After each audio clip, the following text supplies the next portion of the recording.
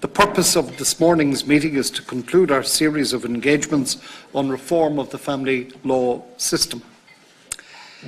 And I want to welcome all our guests here this morning from Men's Voices Ireland. We are joined by Mr. David Walsh, who's the chairperson, and Mr. Frank McGlynn.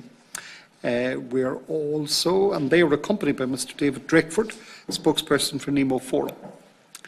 We are joined by the Special Rapporteur on Child Protection. You're very welcome back before us, Dr. Geoffrey Shannon. And from FLAC, we are joined by Ms. Ailish Barry, the Chief Executive, and Ms. Stephanie Lord, who is the Legal and Policy Advisor. And from UCC, and not for any other reason than logistics, we're joined by Dr. Kenneth Burns, Senior Lecturer in Social Work, who is sitting out there a little bit on his own. And it's for no other reason than accommodation. You are all very welcome, and I shall shortly invite you all to make your opening statements, and I propose to proceed in the order in which I've introduced you. Firstly, I must draw the attention of a witness to the situation in relation to privilege. Please note that you are protected by absolute privilege in respect of the evidence you are to give to the committee. However, if you are directed by the committee to cease giving evidence in relation to a particular matter and you continue to do so, you are entitled thereafter only to a qualified privilege in respect of your evidence. You are directed that only evidence connected with the subject matter of these proceedings is to be given.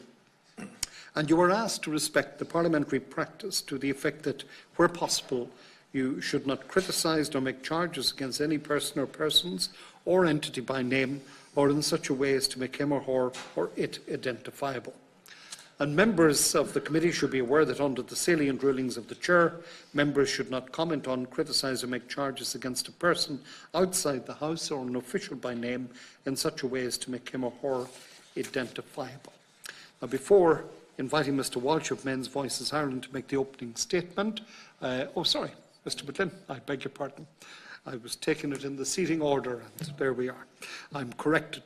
But before I invite Frank to make the first opening statement, I just want to ask you all to please make sure that your mobile phones are on silent, because they interfere with the recording equipment here in the committee rooms.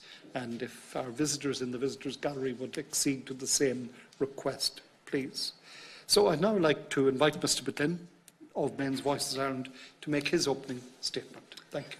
Thank you very much, Chairman. We appreciate the committee's invitation to Men's Voices Ireland and the Nemo Forum to address you on family law. Because the family law system has evolved over the past 40 years with very little regard for the rights, needs, interests and experiences of men.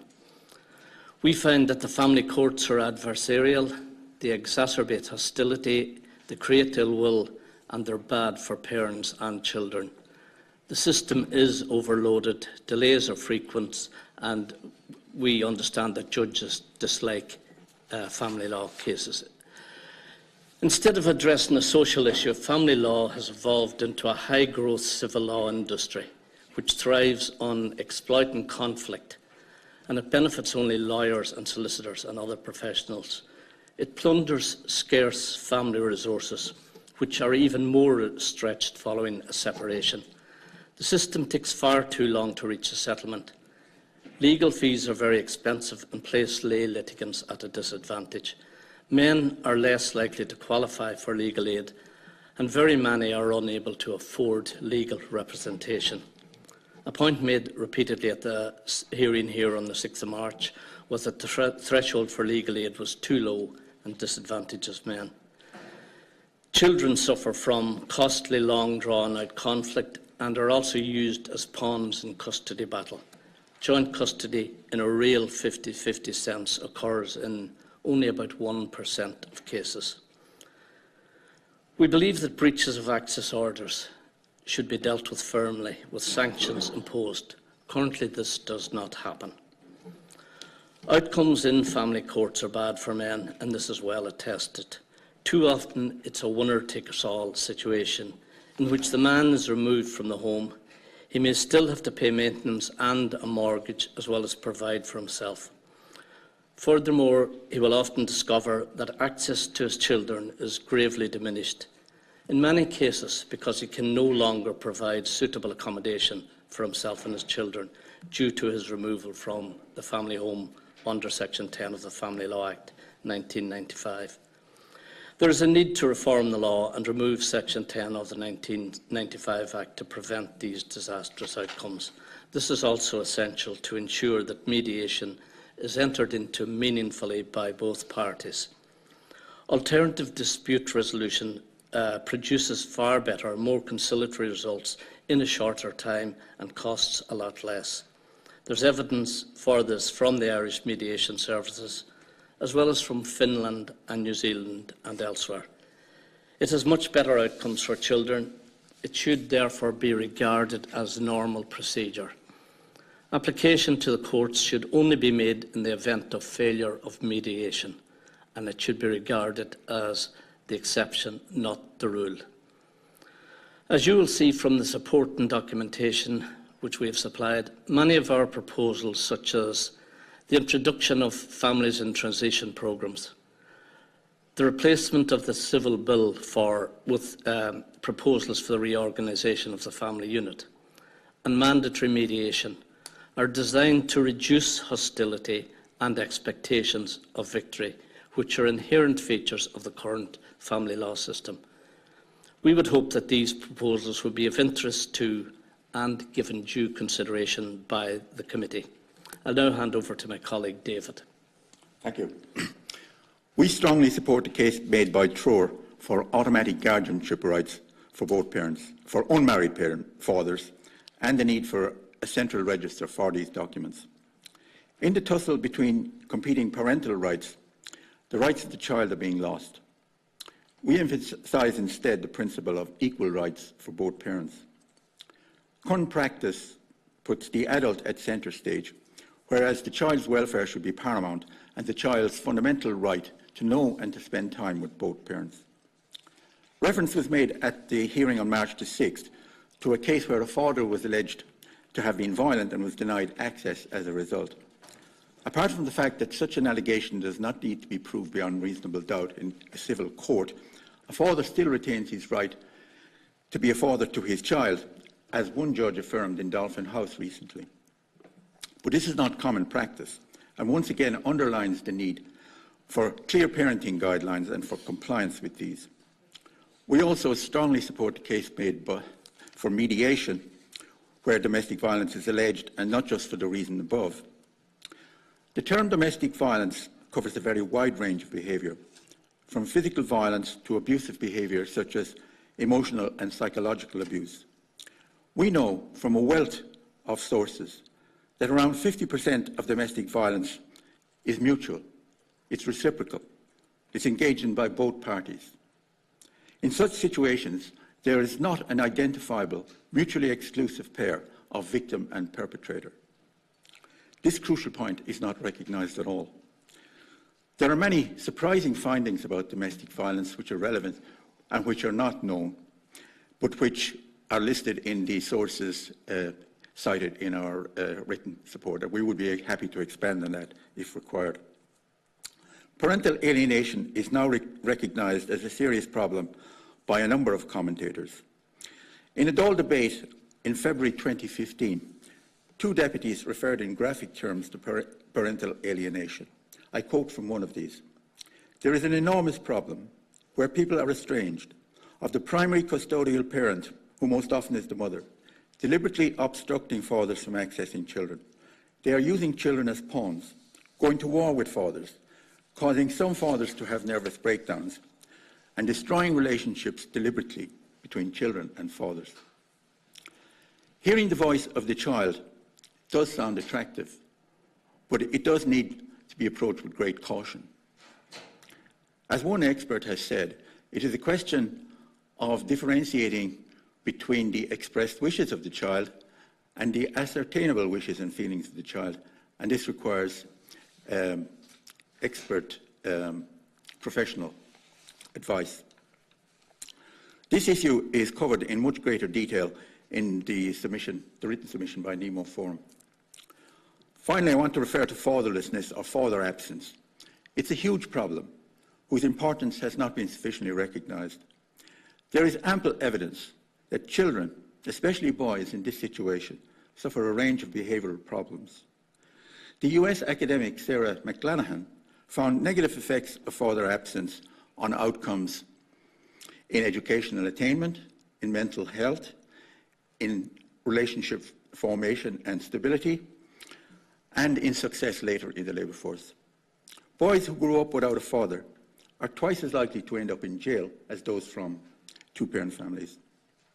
She found strong evidence that father absence negatively affects children's social emotional development, and these effects are more pronounced in boys than in girls.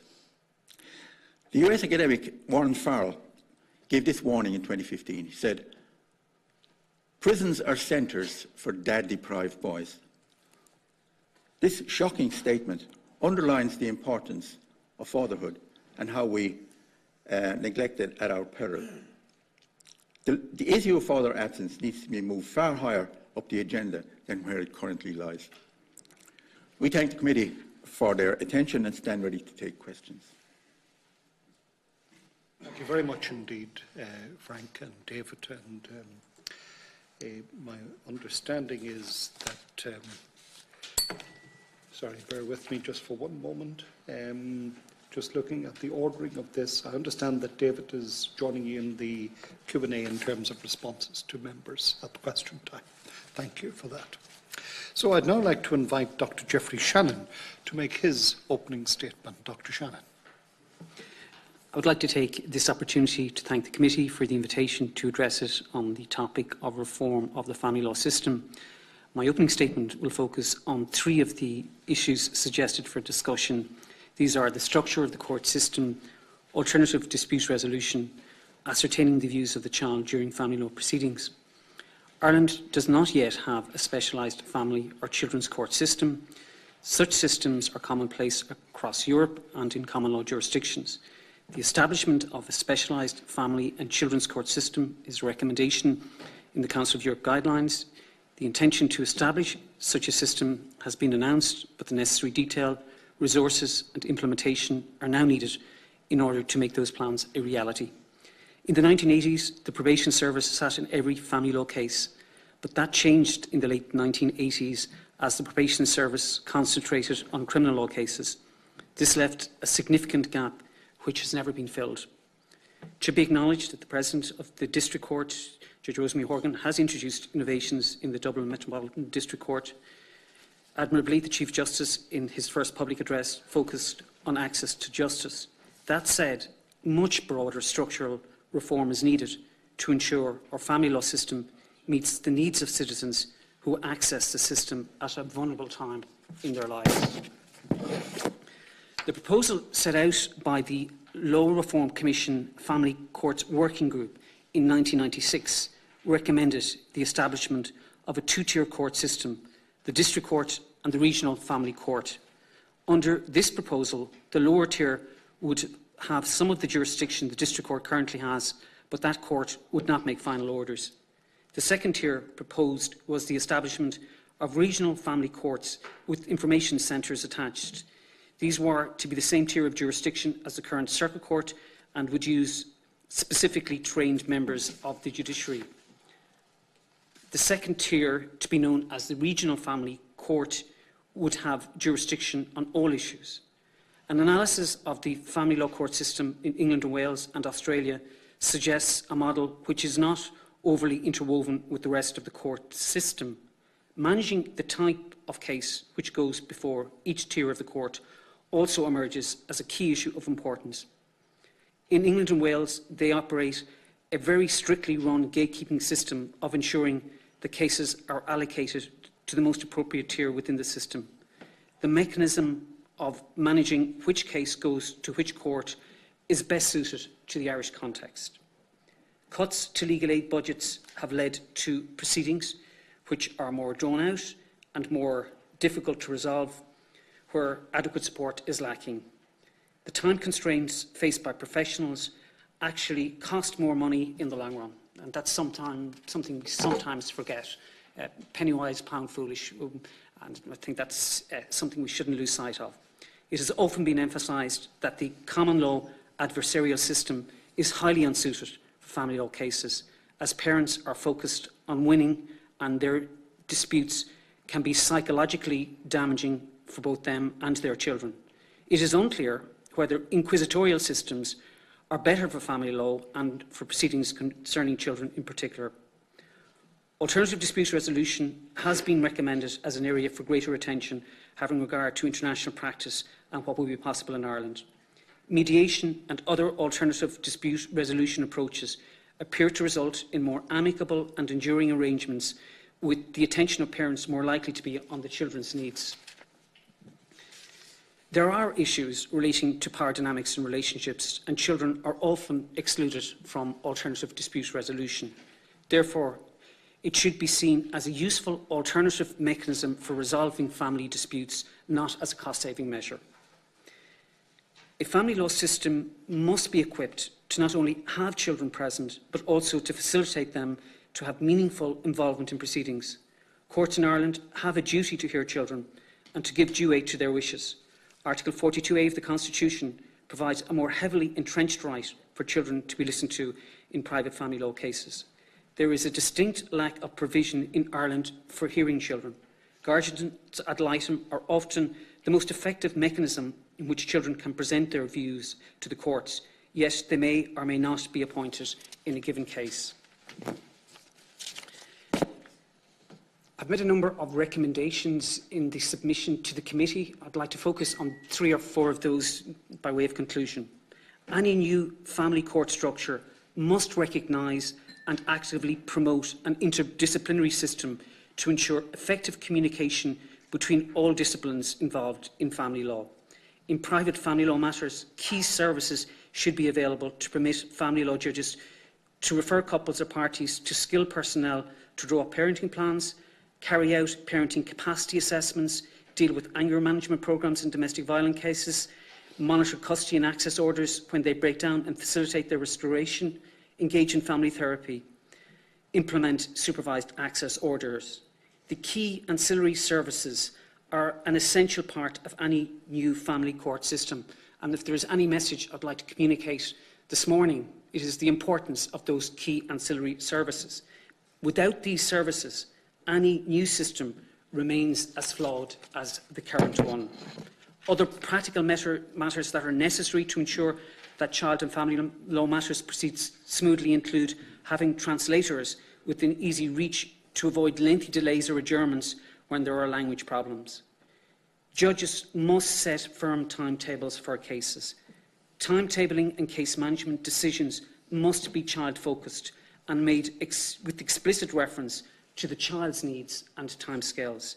This recommendation should be underpinned by primary legislation, as delay and drift have a profound impact on the welfare of children and families.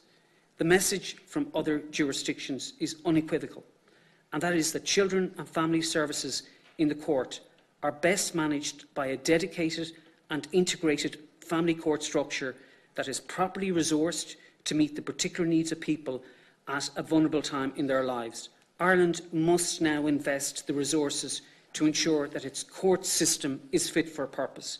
It should be not only meeting the requirements of the UN Convention on the Rights of the Child, the Council of Europe guidelines and other international standards, but it should be leading the global inclination in favour of specialised family law systems and of involving children in proceedings affecting them.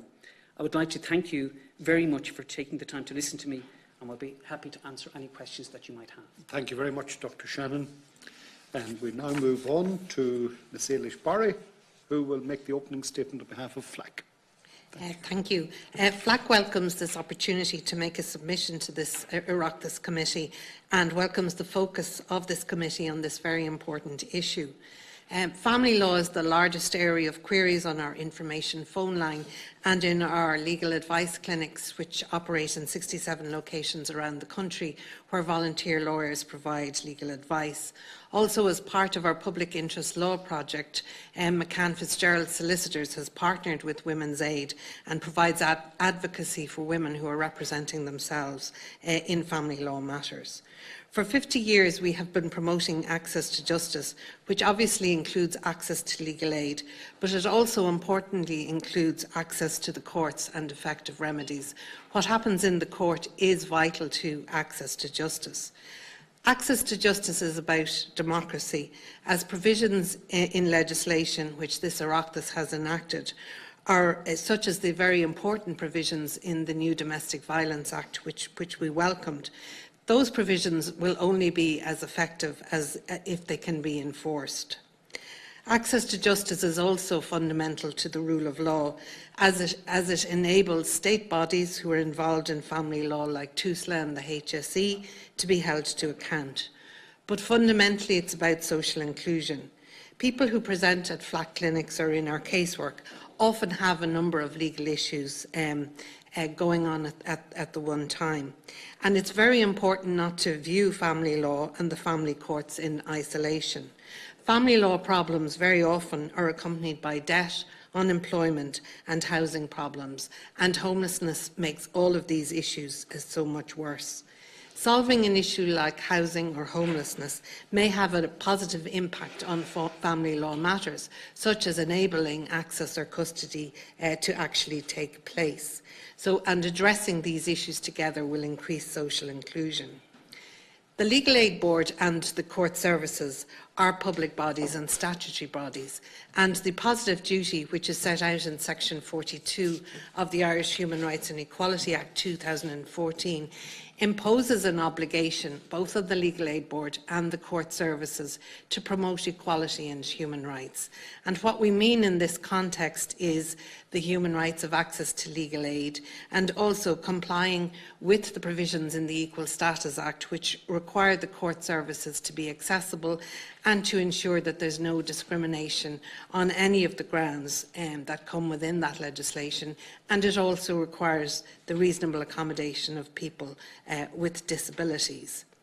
As you know, legal aid and advice, the state system is administered by the Legal Aid Board. We believe that the Legal Aid Board and the court services need to be regarded and treated as fundamental to the administration of justice and the rule of law, and to be resourced appropriately. And the court services were hit very badly during the recession in terms of their budget, and that needs to be addressed. We welcome the committee focus on this issue, but we would invite the committee to cast their forensic eye, in particular on the issue of legal aid. Problems with the provision of legal aid include problems with delays, means test, the contributions, the waiver, the issuing of certificates, and the areas of law excluded. And also, we would submit that there's a lack of transparency around the reasons of refusal for legal aid and the amount of financial contributions that's actually collected. It's very important, and I want to emphasise this, to pay tribute to the work of the staff of the Legal Aid Board, who are facing huge demands on their services. Nothing that we say here should be seen as a critique of their work. It is somewhat like the health services. The services from the staff is excellent, but the problems arise from the structures and resources.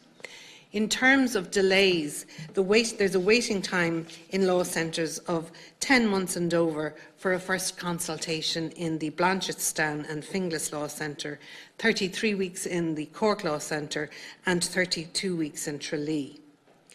The means test hasn't been amended since 2008, and we understand that the Department is open to reviewing the means test, and that the Legal Aid Board have submitted recommendations for review in this regard. To qualify for legal aid, a person must have a disposable income of less than $18,000 a year, as well as a disposable capital of less than $100,000. Now, the family home isn't considered as means when assessing capital. There's also allowances which haven't been reviewed since 2008, and one of the allowances includes $8,000 per year for accommodation costs. Now, given that the accommodation costs per month, it's far below what you would pay for private rented accommodation or a mortgage property. There's also an allowance for childcare expenses of up to €6,000 per annum, whereas the average childcare costs amount to €1,000 per month. We would argue that the means test needs to be poverty-proofed and reviewed on an ongoing basis.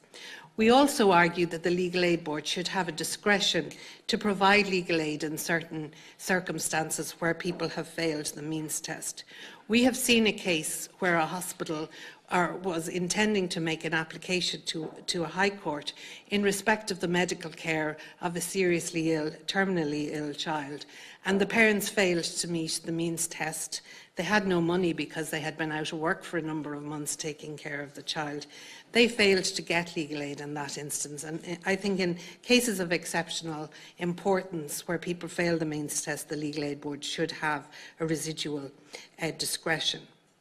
In relation to financial contributions, you would think that someone on an income of 18,000 or less would not have to make a financial contribution towards legal aid. And unlike the medical card, legal aid is not free.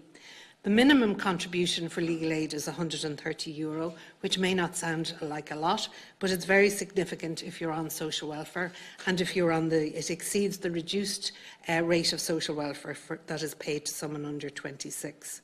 We have heard of figures of contributions in their thousands been made by people who are in receipt of legal aid if the legal aid relates to the sale of the family home. There is a waiver, there is a possibility of getting a waiver if the contribution might cause hardship, but we believe that that waiver provision isn't well known and it isn't advertised. We campaigned to have the financial contribution removed for victims of domestic violence, and we were successful in that campaign. But a person still has to make a financial contribution when they go back to the courts in relation to access, custody or maintenance. In relation to the issuing of legal certs, there appears to be an unofficial rule in operation that a person will only get the maximum of 2 certs per year. This doesn't make sense on any level. Apart from the impact on the parties and bringing the families having to make repeated trips to the court over extended periods of time, it would appear to be a far better use of court time and legal aid staff to have all applications dealt with from the outset. In relation to exclusions then, there is a lack of clarity as to whether there is legal aid available in housing cases, which is very closely related to issues that arise in family law cases. In this regard, FLAC submitted an amendment to the Department of Justice, which, if enacted, would ensure that legal aid was available to anyone facing eviction from the family home. This would include people in long-term mortgage arrears or people facing evictions from local authority housing. We need more transparency from the Legal Aid Board in relation to the use of the waiver, the level of contributions that are collected, and the number of refusals of applications for legal aid and the reasons that accompany those refusals. Stephanie will now deal briefly with the issue of access to the courts. Thanks, Eilish. I'll be very brief in my comments. Before I begin, I just want to reiterate our thanks to the committee for inviting FLAC in to present on this very important issue. As Eilish has pointed out already, access to justice is fundamental in that it allows people to access their other rights, but it also enables people to hold other state agencies to account, such as TUSLA and the HSE. And I want to take a few minutes to focus on some of the more practical aspects of access in the Irish courts that should be addressed if there is to be meaningful reform of the family law system. Given the limited nature of legal aid and the restrictions on what you can be granted civil legal aid for, many people end up representing themselves in the courts. This raises all sorts of difficulties for individuals because of how complex the processes are. We've made a lengthy submission to the committee in which we've made a range of recommendations regarding accessible forms that could be made available to people that would assist in making it easier for people to represent themselves in the courts process. We've also made a number of recommendations around examining the provision of unbundled legal services and further statistics that could be compiled so that we might eventually gain a better picture of the true needs of family court users. We've also made a range of recommendations to address the difficulties that are faced by people with disabilities in the courts, such as inaccessible courts, inaccessible offices of legal practitioners, legal documentation being unavailable in accessible formats, and the procedural systems being too complex to navigate. They absolutely need accessible formats and accessibility testing because, quite obviously, people with disabilities are involved in family law proceedings in our courts. We've also made a number of recommendations regarding the availability of information for people who speak Irish Sign Language. And we do recognise that the court service have made some improvements in terms of accessibility, in particular for people who use hearing aids, but there's a lot more that could be done.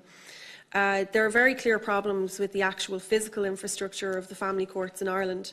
Hearings on domestic violence, guardianship, children, maintenance and matters pertaining to passport applications and blood tests are heard in Dolphin House in Dublin. And Dolphin House is the family court area. It deals with family court issues in the Dublin Metropolitan District, except for swords. But despite the large geographic area that Dolphin House caters to, the court building itself isn't equipped for the high volume of people that are actually using it. Just a point on the speakers of other languages, and this is an issue across all of the family courts, not just in Dolphin House, but the lack of regulation and legal interpretation services is a major issue. FLAC would have concerns about the quality and the availability of interpretation that has currently been provided. And given that there can often be very, very significant and important constitutional rights in the balance in these cases, this is an issue of major importance. People who don't have sufficient English language skills are just as entitled to access justice as anybody else in the courts process. But we do absolutely recognise the work of the court service staff and legal practitioners within the court. However, it is at full capacity at the moment. I just want to take a moment to talk about Dolphin House in particular. My work is research-based, and generally I don't visit the courts, but I did visit Dolphin House recently, and I found the building to be, the entire experience to be rather shocking. It was filled with people, many of whom are in a very vulnerable position, a lot of people from very marginalised communities, and it's common practice for people to have to engage in consultations with their solicitors in the hallways and on the stairs because there's so few consultation rooms that are available, and the ones that are there will already have been occupied. Women a lot of the time have children with them because of childcare issues, and it's very unclear when you enter the court itself or the court building where you have to go. There's a set of stairs in front of you and you see people carrying buggies and prams up and then they have to return back downstairs. People are having consultations with their solicitors in full earshot of complete strangers where they discuss issues, very intimate details of their lives, having to discuss issues around their mental health and their physical health, where it's completely audible to the people standing beside them. There are visibly distressed people in the courts and upset children, and they're cramped into what is quite a dirty and poorly laid out building. Because of the lack of space in the family law courts, applicants and respondents generally have to wait in the same area, and this can be particularly distressing for victims of domestic violence. It makes it especially difficult when you see women who are having to have consultations with their solicitors and the respondent is in the same area. A further issue is that when a person's legal aid certificates have run out, they're very much dependent then on the court service staff to explain the basic information to them on the different orders and the processes that are involved and the requirements needed to apply for them. And the court service do their best, but it isn't inappropriate. That's not a replacement for proper legal representation and access to proper civil legal aid. And while I'm speaking about Dolphin House in particular today, we understand that the lack of consultation space is something that comes up in courts across the state. Were the courts and legal aid to be resourced appropriately, it's our view that this would reduce massively the legal costs in the long term because cases would be proceeded with appropriately. Civil legal aid is consistently viewed as the poor relation of the welfare state, and we'd very much like to see this examined and changed. And FLAC would be happy to attend this committee again and to meet any of the individual members if they wish to discuss this issue further. Thanks. Thank you very much, Eilish and Stephanie. And now to Dr. Kenneth Burns from UCC. And thank you very much indeed, Dr. Burns. So thank you for the invitation to address the committee today. I plan to focus on 3 issues. The first, the impact of the in-camera rule on hearing from children and families. B, the need for consistency between courts, and C, articulating a clear model for childcare proceedings.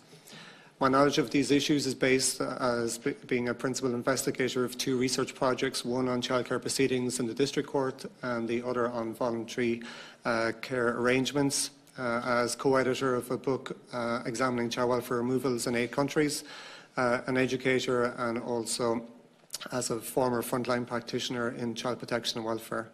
I endorse previous comments made to the committee by Dr. Romani from UCC and Dr. Carol Coulter and Maria Corbett from the Childcare Law Reporting Project. So therefore I'm intentionally not addressing themes that I feel are important but were previously addressed by them. Updating the in-camera rule, the voice of parents, children and young people.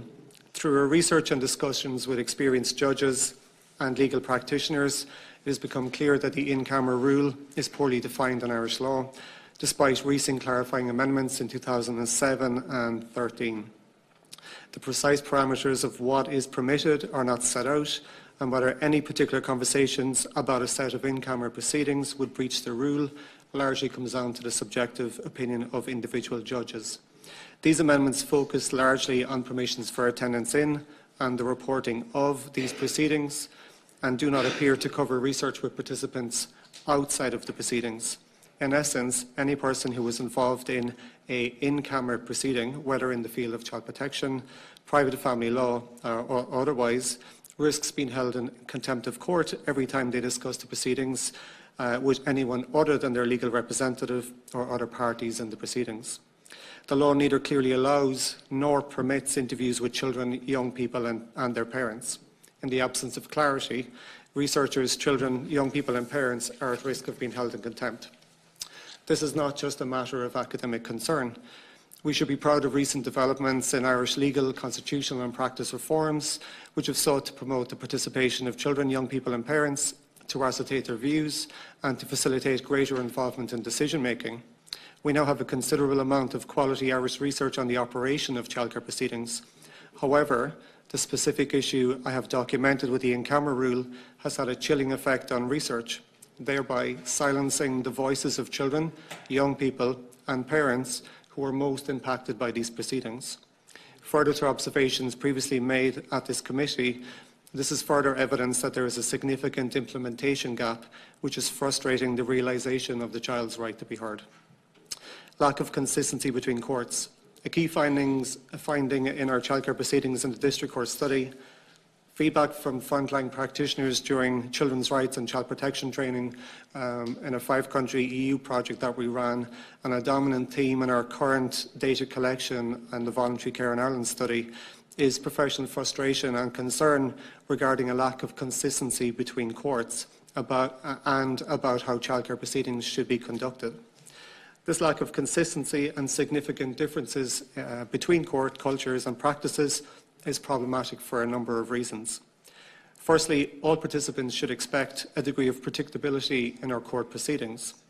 Secondly, citizens participating in court proceedings involving state intervention in family life should not experience significantly different models of practice depending on their address. Thirdly, there is some concern that in courts where an adversarial approach is dominant, that a focus on the welfare of the child can be lost, that this model is not conducive to facilitating children's participation. It can lead to significant delay in decision-making and significant extra court time for professionals.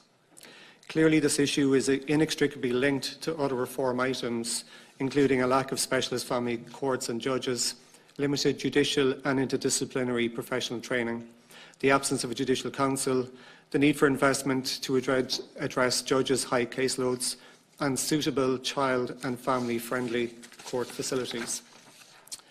And finally, articulating a clear model for childcare proceedings.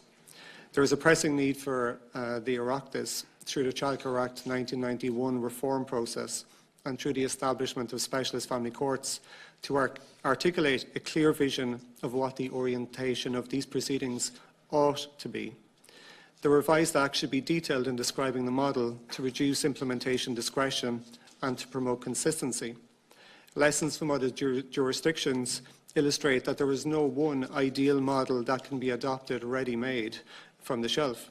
Indeed, caution will need to be exercised to try and avoid unintended consequences, such as those discovered with time limits for child protection proceedings when introduced in England and Wales. However, there is clear evidence in other countries of significant reforms of their court and court-like decision-making models for child welfare removals. When comparing Ireland's childcare proceedings with the reforms in other countries, the Irish system appears dated and has changed little despite wider changes to the child protection system and legal and constitutional developments. Difficult decisions will need to be made. Significant investment is required, and changes may be hard, but the research and practice level evidence now available is clear that reform is required. Whatever model is proposed, it should attend to these questions. Is the new model child and parent friendly, maximising participation and amplifying the proceedings focused on the welfare of the child? Are decision makers sufficiently trained and resourced to make timely and evidence-informed decisions in the best interests of children? What principles should underpin the revised model, and what practical changes are required to implement them? And what type of implementation strategy is required to ensure that there are no significant deviations in the model across the country? Reform discussions will need to examine whether we include decision makers with specialist knowledge who are not judges, or not only judges. The merits of pre-proceeding processes. What would non-court buildings and rooms look like that are child and parent friendly? Whether time limits on proceedings are necessary to ensure timely decisions. Consistency in the implementation of thresholds for care orders. Protocols for referrals to mediation or similar alternative dispute resolution processes to address impasse. Articulating in detail the principles underpinning the model and codifying these in law. Adopting child-friendly justice principles and practices. Exploring how the testing of evidence could be undertaken in lieu of adversarial cross-examination. Consideration of a wide range of methods to facilitate direct and indirect participation of children, and the establishment of specialist courts. Based on our research, there is consensus that reform is required in Ireland, but there is less consensus on what type of reforms should be implemented. An independent, focused consultation process such as this and others, with stakeholders from civil society, experts by experience, social work, law, professional associations, the court service and relevant state agencies could go some way to informing the decisions required about these reforms. What is clear is that children and parents can't wait another decade before meaningful reforms are decided upon and implemented. Thank you very much. Thank you very much. Now, before I go into our members in terms of questions and any other contributions, I just want to flag up that at the conclusion of our session today, we'd like to invite our guests to join us for a group picture for our report. I forgot to flag it up last week, and members all just scattered to the four winds. So there was only a couple of us left. So if you're happy to do that at the end of the event, we'd be grateful to you. So without any further ado, the first to indicate to me was Deputy Jack Chambers, followed by Deputy Jim O'Callaghan, Deputy Clare Daly. Any other member wishes to? Donica? Okay. Jack, you have the floor. Thanks, Chair. I'd like to thank all the guests for very comprehensive submissions. I signalled first, Chair, because I have to, there's health questions on at 10:30, so I have to excuse myself early, and apologies for that. So I won't be here for the group photo. I just wanted to ask, explore a little bit the in-camera rule from Dr. Burns. It's something I raised with some of the other guests and tried to ascertain their ideas about how we can reform it and how we can update it. Obviously, you mentioned in your submission the problem with it at the moment and the issue of contempt. Do you have any, I suppose, reform proposal around that specifically that you'd like to indicate to the committee, or something, a model that you'd like to see updated in that, from that perspective? Sure. I suppose the two reforms of the in-camera rule that have happened so far have been somewhat successful.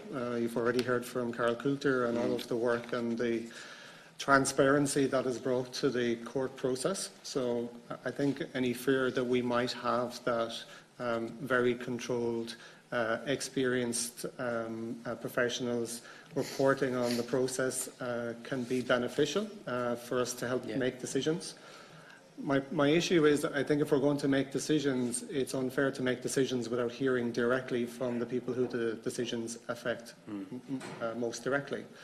I think the time is long past where we don't trust children and young people to speak for themselves, and that we need other people to speak on their behalf.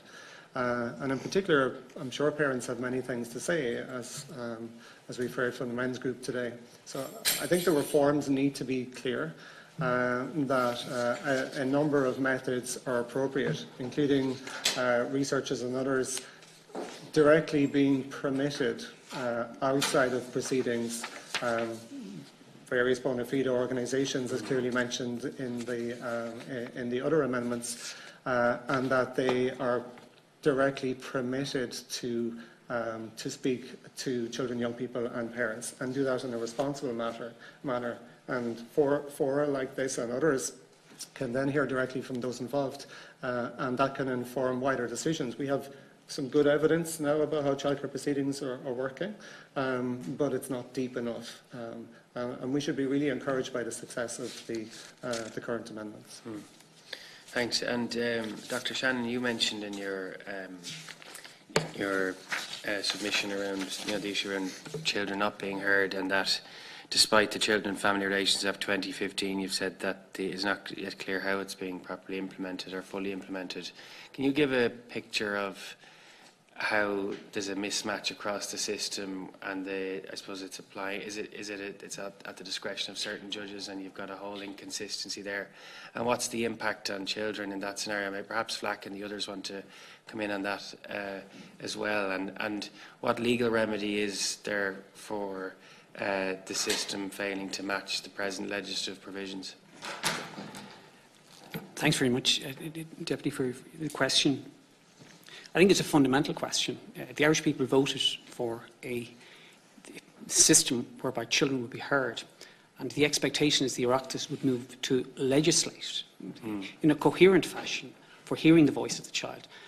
I've had quite a lot of experience internationally on this issue. I have regularly been asked by the Anglophone, Germanophone judicial network to speak at conferences as to how systems operate internationally. We now have a constitutional principle that children should be heard, but what we haven't is the infrastructure. And I would argue that we have world-class legislation, but third world infrastructure when it comes to implementing a lot of the reforms. Where it's lacking is in the detail. I suppose what we need to do is we need a system where we tailor the proceedings to the needs of the child, and that's sometimes something we lose sight of, because it is my view that what we need to be clear about is that there are various methods by which we hear the voice of the child. And what we need to look at is where the child's at. And if we look at the guardian ad litem system, we know that the guardian ad litem provision is inconsistently implemented. When it comes to judiciary hearing children directly, what we need a structure around that. And we have a decision which I cite in my opening statement, decision of Judge Abbott of the High Court, which provides some guidelines. But what we need is a clear framework for hearing the voice of the child, so that we have consistency. So no matter where a child lives, that child has the opportunity to have his or her views fully heard. So how can that be achieved? Well, it can be achieved by having, in my opinion, a piece of legislation where we map out the various methods by which the voice of the child is heard. And that the guardian ad litem system, hearing directly from children, or whether it is a judge that hears a child, or whether in fact the child is heard through an expert. And that should revolve around the needs of the child rather than the needs of the system. Thank you, Deputy Shannon. Would Eilish or Stephanie like to add to that? The Deputy asked Flack just if you have something, just to agree with Jeffrey. We have, as he says, world-class legislation, but it only can be enforced if it's resourced, and resources are a really fundamental issue, and structure is a really fundamental issue. Okay. Would you like to add to that, David, please, and then Kenneth, and then I'll come back to the Deputy, please. Because I would like to spend some time, it's weakness, but I haven't, looking at the weakness in the current system, but I haven't got the time to do that. But I would like to say very clearly that the impact on the legislation as it currently is, 4 years minimum, has huge impact on children, because not only is that 4 years a minimum separation time, it tends to include huge amounts of litigation between both parties. It can be very vitriolic. Parents then look at their children, who they're siding with, and the outcome for children is very, very bad. We look at some of the other models. I used to formerly work with the European Commission, and I have close friends. I'm not an expert in the legal side, but I've seen what they do in some of the Nordic countries, as an example. They have no-fault divorce systems. They have mediation in force. They can separate after 6 months and divorce after 6 months if both parents are consenting. That has a huge benefit to children. Can you imagine the outcome where differing divorced parents actually cooperate with each other? I'm not saying they're going to be the best of friends afterwards, but they actually cooperate together with the upbringing of their children. And they will then work out the finances and the maintenance and things through a mediation process. If that is motivated, then the numbers of people here who do not have to go through the 4 to 5 years minimum of litigation, and it is really vitriolic, and I have to say straight out, the only winners are the barristers and solicitors. None of the children benefit from this. These models that they use in the Nordic countries are to be looked at. If there's going to be reform, you have to ring-fence the monies in the families. Lots of these families lose huge amounts of money. They are torn apart. Their assets are stripped. The whole issue is a custody and asset stripping battle. What's worse, and it's already mentioned, is some of the judgments. There's inconsistency in a lot of the judgments, and I can't understand this. If there is legal requirements to do and to deliver for the welfare of the children, why do barristers play to judges? They know they might get a better result with one judge and the other. They all know these games internally.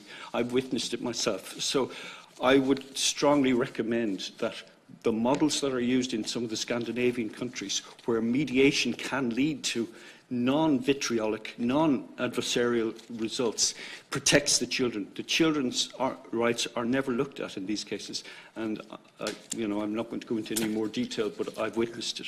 Thank you, David. Kenneth, please. To Professor Shannon's contribution on the Deputy's follow-up question, while enabling legislation to clearly indicate what direct and indirect kind of methods from hearing from children will be, it's essential. But you also need to look at the court infrastructure. The contribution from FLAC outlined the Dolphin House. If you'd like to go and look at the old Bridewell on Chancery Street, and so these are the most sensitive proceedings that are possible in the courts. You have a very dated building surrounded by razor wire. It's not really conducive to hearing from children, so you can have legislation, but we need to invest in the physical infrastructure. Thank you.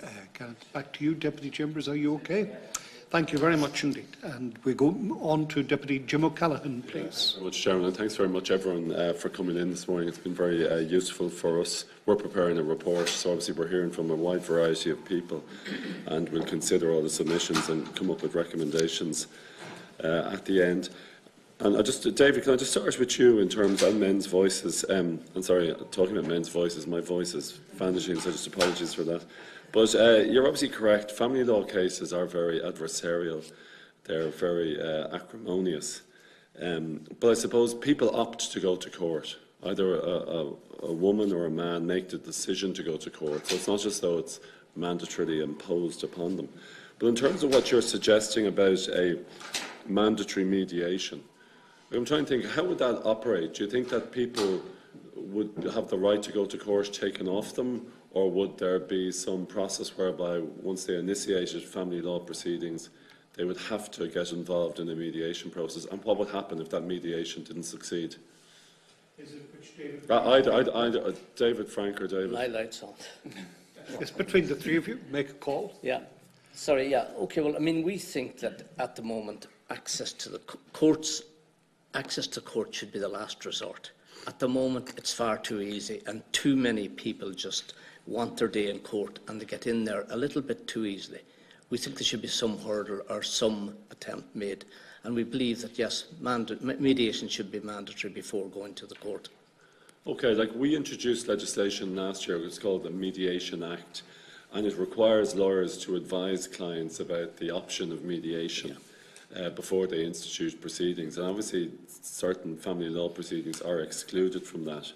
But it still doesn't oblige people to go to mediation. They just have to be advised about it. So what happens if you're a husband or you're a wife and you don't want to go to mediation? You want to go to court? Well, for a start, I think if somebody refuses to go to mediation, I think for a start they should be denied legal aid. That is one way of dealing with it. But certainly, I think it could be made a mandatory condition of coming to court, because we have made a suggestion that before someone gets into court, what we could have is a requirement that they have a document signed by both parties and by a mediator stating that they entered into meaningful negotiations at mediation. This model works in labour disputes. You cannot get into labour court unless you've gone through what used to be called the conciliation service. You must first be seen to go through that service. Otherwise, you don't have access. So we think really we need to restrict access to the courts. Okay. Dr. Shannon indicated he would like to, and perhaps Eilish as well. Yeah, just please take up the opportunity. An alternative approach may be to look at mandatory information sessions, because I think there is a key issue of access to the system, and I think that there would be profound constitutional difficulties with attempting to introduce mandatory mediation. I do absolutely understand the purpose. I think what you're suggesting, I passionately support. But I think if you have two parties who are involved in litigation, and you bring home to them the reality of a set of court proceedings, and that the real victim in those proceedings may very well be the child, I think it will have a very sobering effect on the family.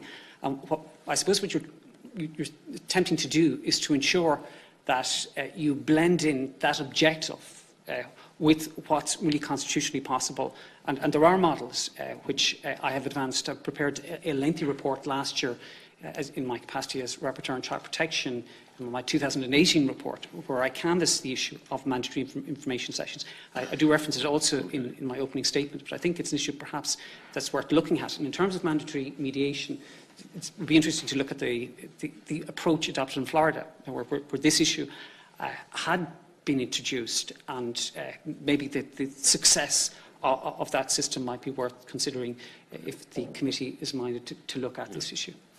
Eilish, thank you. Eilish, please.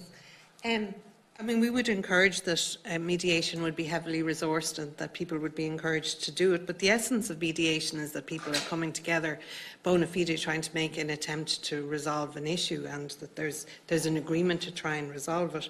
But the reality is that some cases simply aren't suitable for mediation, and there may be a very unequal level of power between the parties, and there may be allegations of assault or abuse, and people may need speedy access to the courts for protection. So I think the notion of mandatory mediation is just an anathema to the concept of your right to access the courts to be able to protect yourself and your children. Okay. Stephanie, did you want to come in? Responses? Oh, sorry, I beg your pardon, Stephanie. And then we have David Ella going to come in as well. Please. Yeah, just to add briefly to Eilish's comments, mediation is considered, it's considered best when it's voluntary, and, to repeat, mediation isn't suitable for every particular case that might present, and there's an implicit acknowledgement of that within the Mediation Act because it excludes some specific proceedings. Doing something like removing civil legal aid as a penalty for not engaging in it would be quite a disproportionate response in that case. What might be better to look at would be to make mediation more accessible. There's some research around the provision of mediation services in Canada, where it's available on site in the courts. And people would be encouraged, while they might be waiting to enter an actual court hearing, to maybe engage in mediation processes because they've nothing to lose. They're there already, and the mediation service exists. So that would be something that would be worth looking at if it was a case that the objective was to encourage more people into mediation, as opposed to presenting penalties for not doing it. Okay. And just before I bring in David, it's just that the questioning deputy is the person we're responding to, and while there may be differences in relation to your respective vision, outlook on these matters, it's not between you both, it's between you and the questioning deputy. David? Deputy, in answer to your question, I think that the way the Family Law Act, the Law Act of 1995 is structured, does not encourage mediation. It rather creates the expectation that the woman will expect to get the house and will also expect to get the children. And this does not encourage mediation in that situation.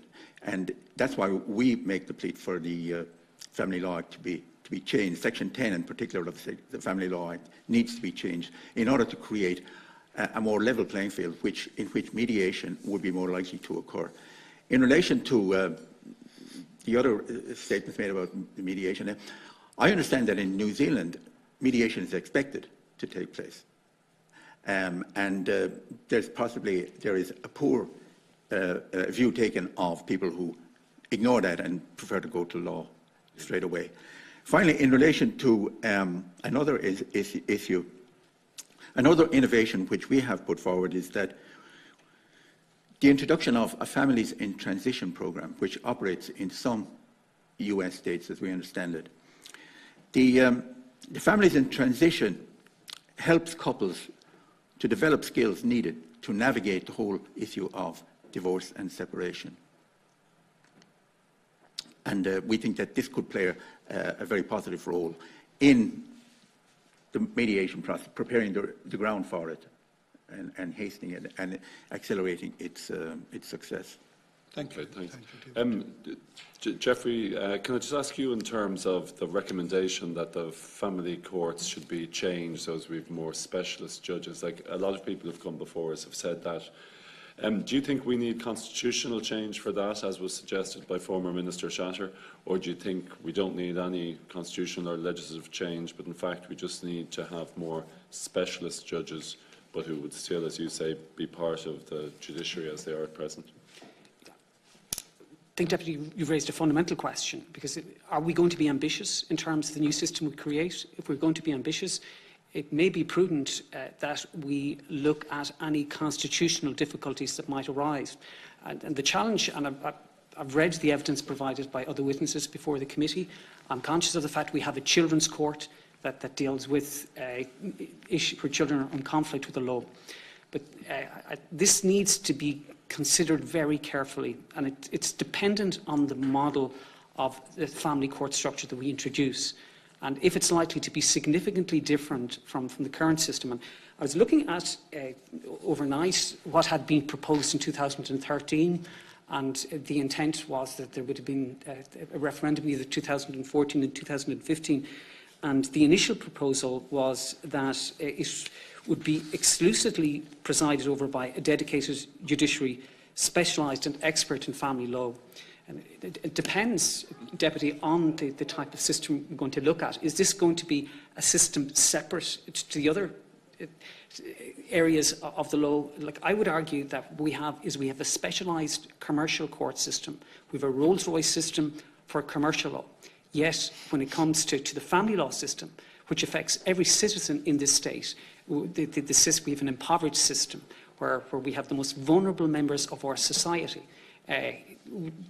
trying to access a system which really doesn't have the capacity to meet their needs. So I would urge ambitious reform in relation to this, and fundamental reform, so that the people most in need of accessing the legal system have the best possible system available to them. Yeah, and I suppose in terms of the commercial court, those changes occurred without any constitutional or legislative change. There was just change of the rules of court. Also, I suppose, do you think it's appropriate, as in the case of the commercial court, that the family law courts should play some filtering process in terms of deciding what court the case should be heard in, directing it, because at present litigation, particularly family law litigation, is very determined by the lawyers who bring the case. They decide where it goes, they decide the pace of it to a certain extent. Do you think the court should have more of a supervisory and monitoring role in terms of the case? If we look at a good example of how this operates is in England and Wales, where we have a gatekeeping system. And if I can cite an example, if you have a very difficult childcare case that has the potential to run for 15 to 20 days, and we've seen some of those cases, but Dr. Burns and Dr. Coulter will have sat in on a number of those cases.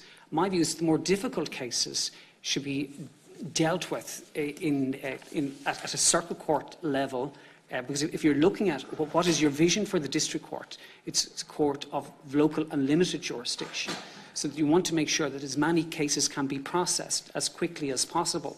And what would happen in another system is that the more complicated and more tractable cases actually are dealt with by a court equivalent to a circuit court. So I would favour a gatekeeping system so that all cases would come in to the system. They would be filtered on the basis of their complexity.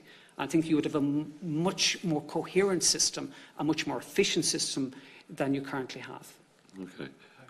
And just to confirm, Dr. Shannon, you think in terms of identifying the voice of the child that we need further legislation that sets out specifically the type of medium through which the voice of the child can be heard? Yeah, we have a number of different statutes dealing with the voice of the child at the moment. We have the Children and Family Relationships Act introduced Section 32 of that Act provides for hearing the voice of the child. In the Childcare Act, we have Sections 25 and 26 of the Childcare Act. In adoption proceedings, we have Section 19 of the Adoption Act of 2010. I think if we consolidated all of those provisions into one statute, that it would make it much more accessible for those looking to how the voice of the child could be heard. And I think it's down to how that is achieved, because it's not just a question of providing for the voice of the child, it's how that is achieved. And I think that the detail of that needs to be provided for in the statute. Okay. Eilish and Stephanie, thanks very much for coming in as well. And I suppose I wasn't surprised, but I think it's worth noting that the biggest level of queries you get is in the whole area of family law. And I was also disturbed to hear that for people in sort of Blanchardstown and Finglas, they have a waiting time of up to 10 months. So what happens if a woman contacts FLAC and is looking for advice in respect of an urgent family law issue?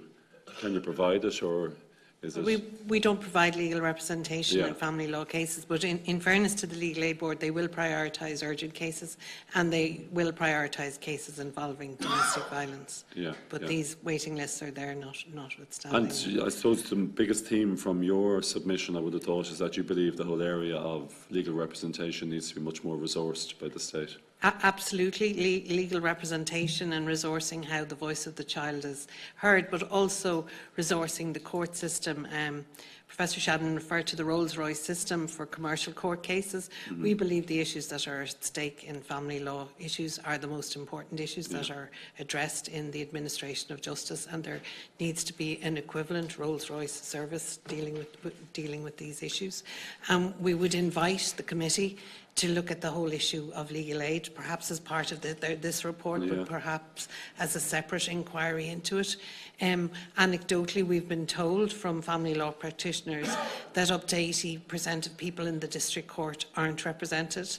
I think that's a scandal. I don't think that's desirable for the parties involved or for the children or for the early resolution of matters. I think it causes huge delays as the judges are trying to grapple with the unrepresented litigant appearing before them. So there's a real need for the family law court system to be resourced and for the court system itself to be resourced. The court system is predicated on the basis that someone will be represented. The whole forms and procedures are drafted by lawyers with the view that lawyers will be reading them and applying them. And I think there's a real need for the lay litigant to be at the centre of court forms and procedures as well. And presumably a person coming to FLAC seeking advice in respect to family law issues will know virtually nothing about the processes and procedures involved and the options that are available to the court, so they're at complete loose end when it comes to coming to FLAC. Is that correct? Absolutely, yeah. And we would argue that there's a real need within the court structure for better information to be available to people. We've seen, if you look at the website in the UK, there's guides available for lay litigants, there's guides available for people as to how to behave when they go into court. I mean, daily we hear from people, and it's not just in relation to family law, but people who are ringing our phone line desperately trying to navigate the court system by themselves. And we would argue that there's a real need for a coordinated attempt to deal with the lay litigant, so that people will have access to where they should go, what they should do. Stephanie talked about visiting Dolphin House and her experience of not even knowing what office to attend, not even knowing that there actually is a legal aid board, that they have an office in the building, not knowing where to go, what forms you should fill in, what to ask for. So, like, is there anywhere where a person such as that can find out information that at the end of the process, you know, the likely court order will be that one parent is going to be given custody, another may be given access, and just the options by which it can be resolved? Is that available?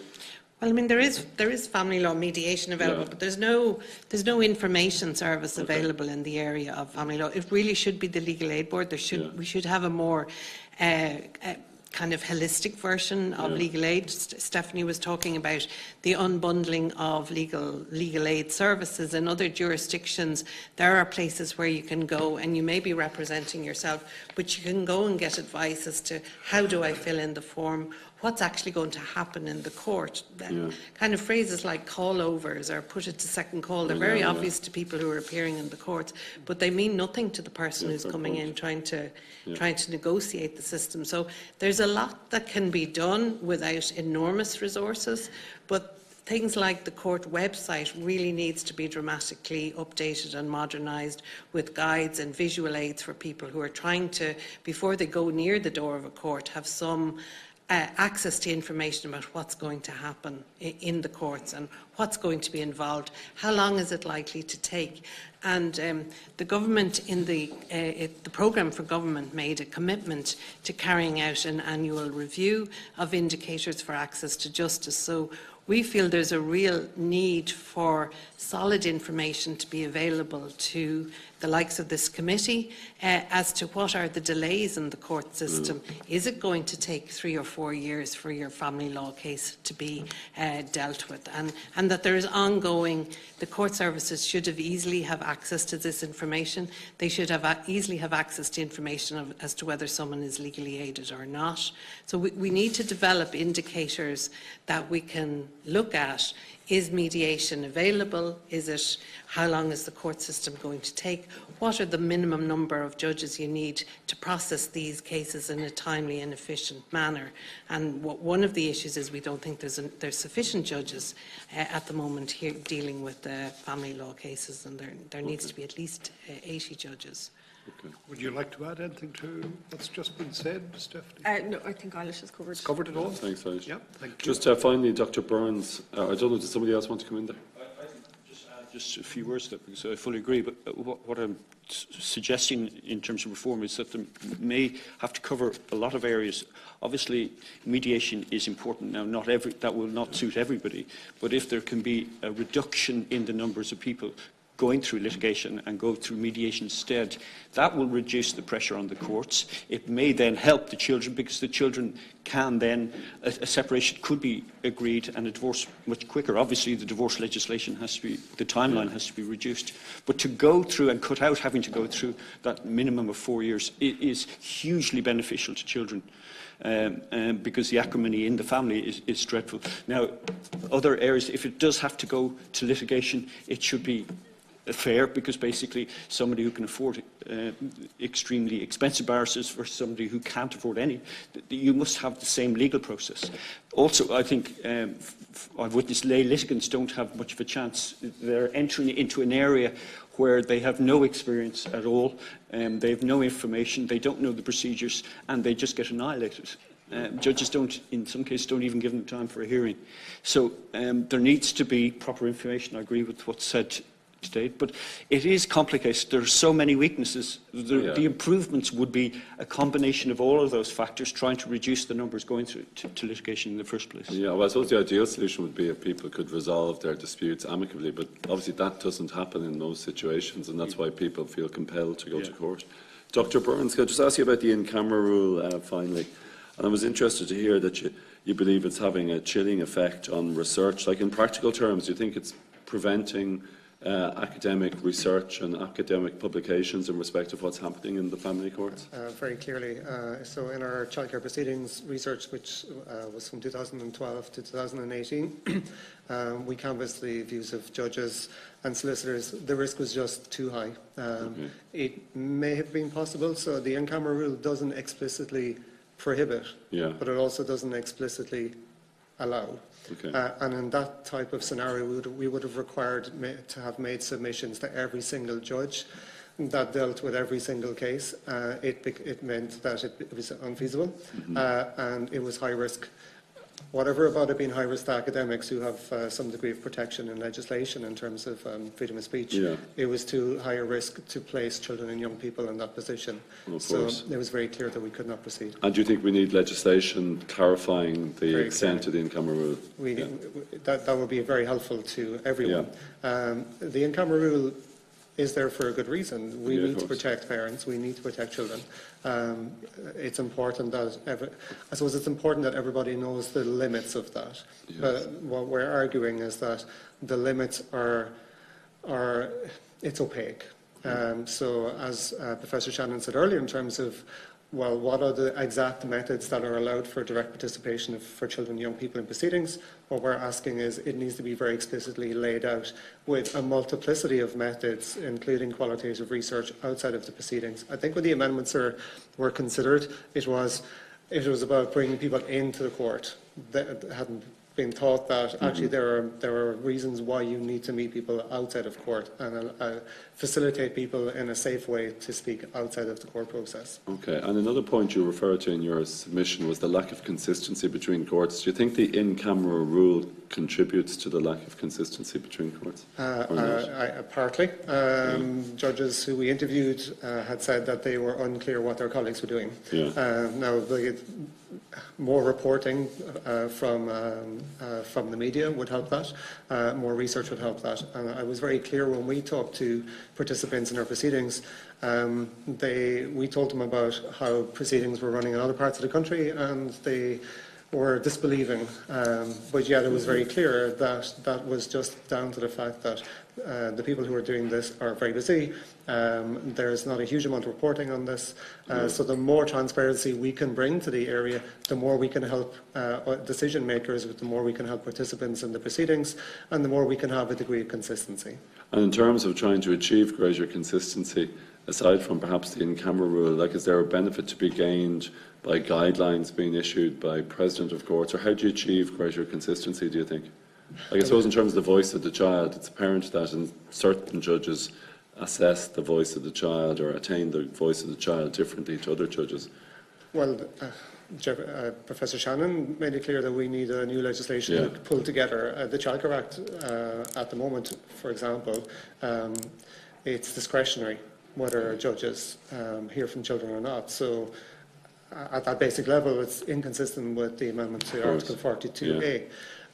I think consistency is clear where we need greater consistencies in terms of the model. We have the contribution of Dr. Coulter's research and our research is to clarify that we don't have one childcare proceeding model in this country. We have a continuum of proceedings where some are highly adversarial, some are a bit of a hybrid model, and some are tending towards the more inquisitorial model. We just need to make a decision. And I think there's an opportunity, and there's a great opportunity in the Childcare 1991 review process that's ongoing at the moment to the Department of Children and Youth Affairs.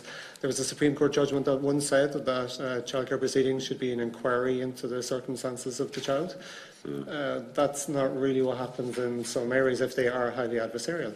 I can understand why certain proceedings need to be highly adversarial when facts are contested.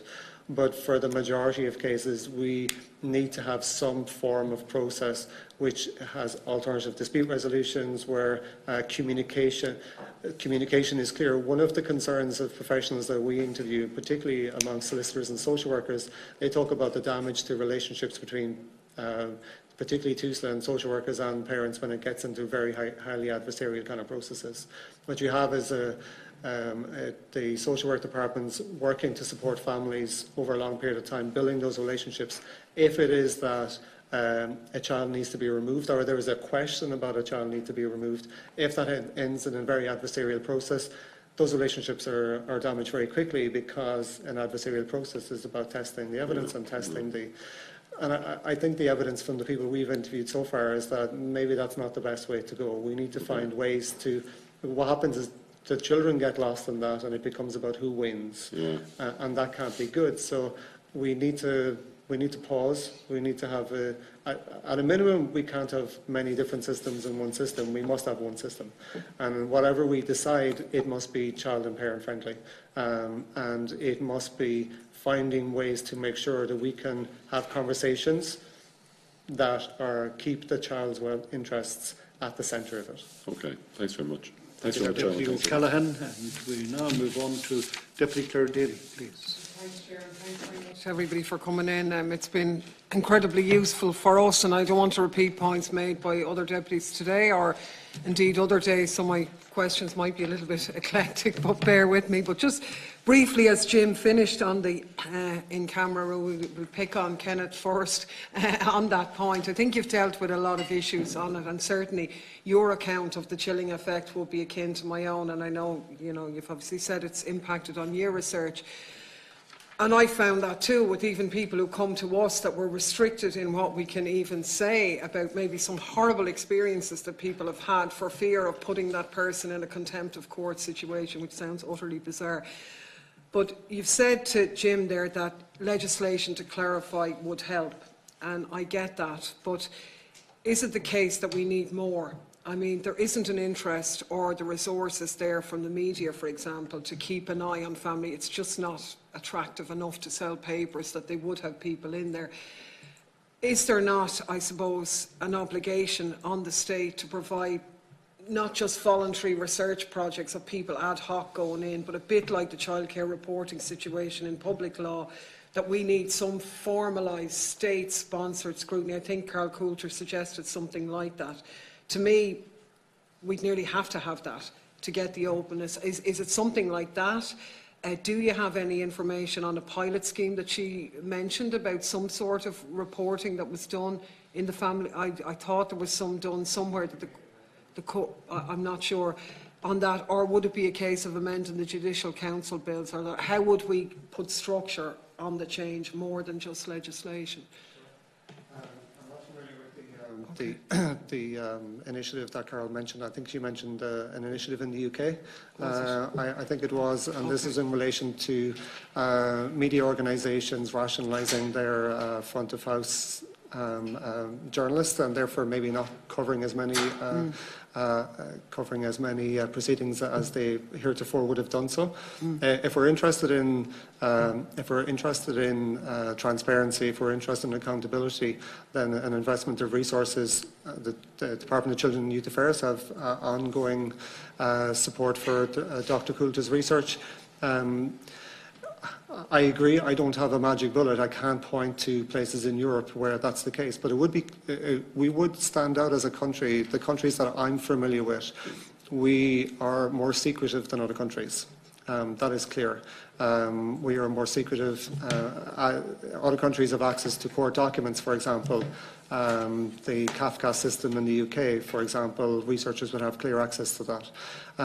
So therefore, accessing court records, accessing individuals, resourcing projects like Dr. Coulter's over time has led to create, but I think the principle has to be set from the Oireachtas that we're seeking greater transparency, we're seeking greater accountability in the family court system, and that would enable, for example, civil society groups and politicians to gather evidence and then collectively represent some of those issues in a safer way.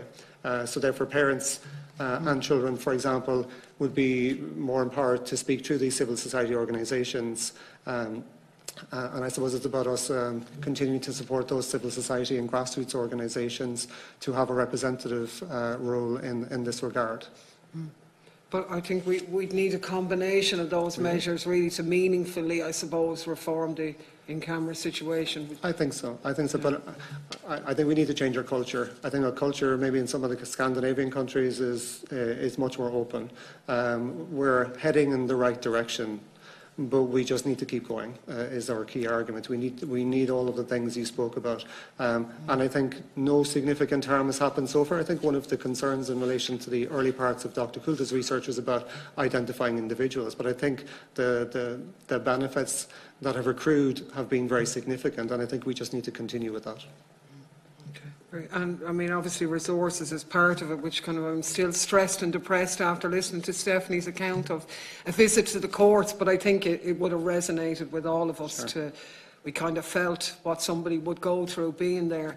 And I suppose one of the points that Flack made, and maybe, I don't know, any people have the answers to it, is like we can design, even though it's important to address those issues about the physical structures and the immediate changes we can make. I think you made the point that unless we resource people's access to the courts and obviously all the other points, then the situation is meaningless. So I suppose what I'm intrigued about, does anybody have a kind of a ballpark figure for the types of resources that would be necessary in this? Is probably a bit of an unfair question. I was struck by Stephanie's point that actually if we get this right, the state could end up saving money by doing this properly in the longer term, but obviously in the shorter term it is going to require resources. I mean, in terms of your own situation, you described the deficiencies in the legal aid situation very well, and it pans this subject, but obviously it's not restricted to it. But are there specific cuts that you've experienced, or is it just that the process itself hasn't kept up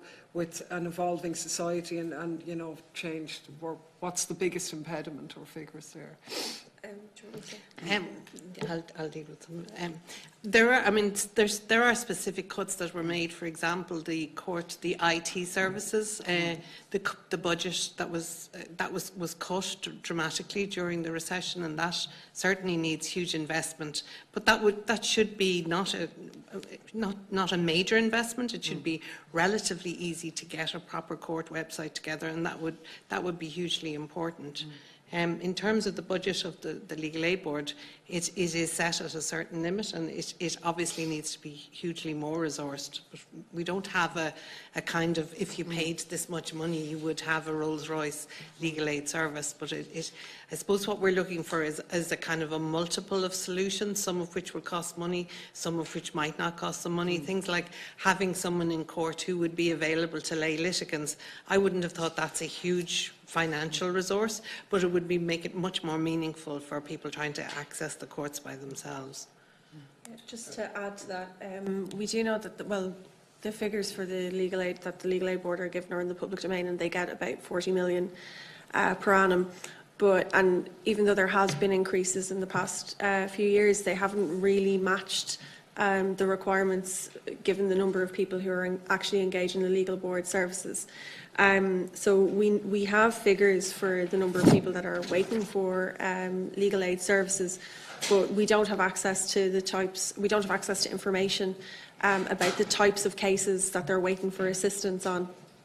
So I suppose reform in the area of family law, it's kind of connected to this broader issue of a need for large-scale reform in the entirety of the civil legal aid system. So we couldn't really suggest a ballpark figure that we would, recommend to be provided for the Legal Aid Board, in order to deliver the Rolls-Royce service that's needed. What's really needed is kind of a holistic needs analysis of the entire system. So we'd be reluctant to kind of provide a specific figure, lest that become part of the narrative. This magic figure will solve everything. Okay, thanks for that. I think one of the key aspects of this, as far as I'm concerned, is how if we put the voice of the child centre stage, that can actually be a key plank in reforming our family law situation. I'm just intrigued by some of the points that Jeffrey made in terms of, I know you made the point that the binary nature of family processes is problematic for complex family situations, and that children often want a flexibility in arrangements that the system doesn't allow them to access. So I suppose what I'd like to hear a bit more about is maybe how might that issue be addressed practically? I know you've said we need some legislative change to give the voice of the child more focus, but it's not just guardian ad litem, presumably. I mean, some judges talk to the children, some don't. How practically could we do that? And maybe in that vein as well, you talked about experts in the area of attachment, child development, abuse and so on. And that advice could be provided to judges who are allocated to deal with these. Again, could you maybe expand a little bit on how that might work? Would it be experts sitting down with families, putting together reports, or sitting with judges? How do you see that sort of being developed more practically, I suppose? Thanks very much for the question. I think it's a fundamental question. I'm very supportive of your vision, because I think if we look at what was said earlier, I do support the comments around the Scandinavian system, because the Scandinavian system builds its infrastructure around children. What happens in this jurisdiction is we build our structures around adults, and we build our structures around available services.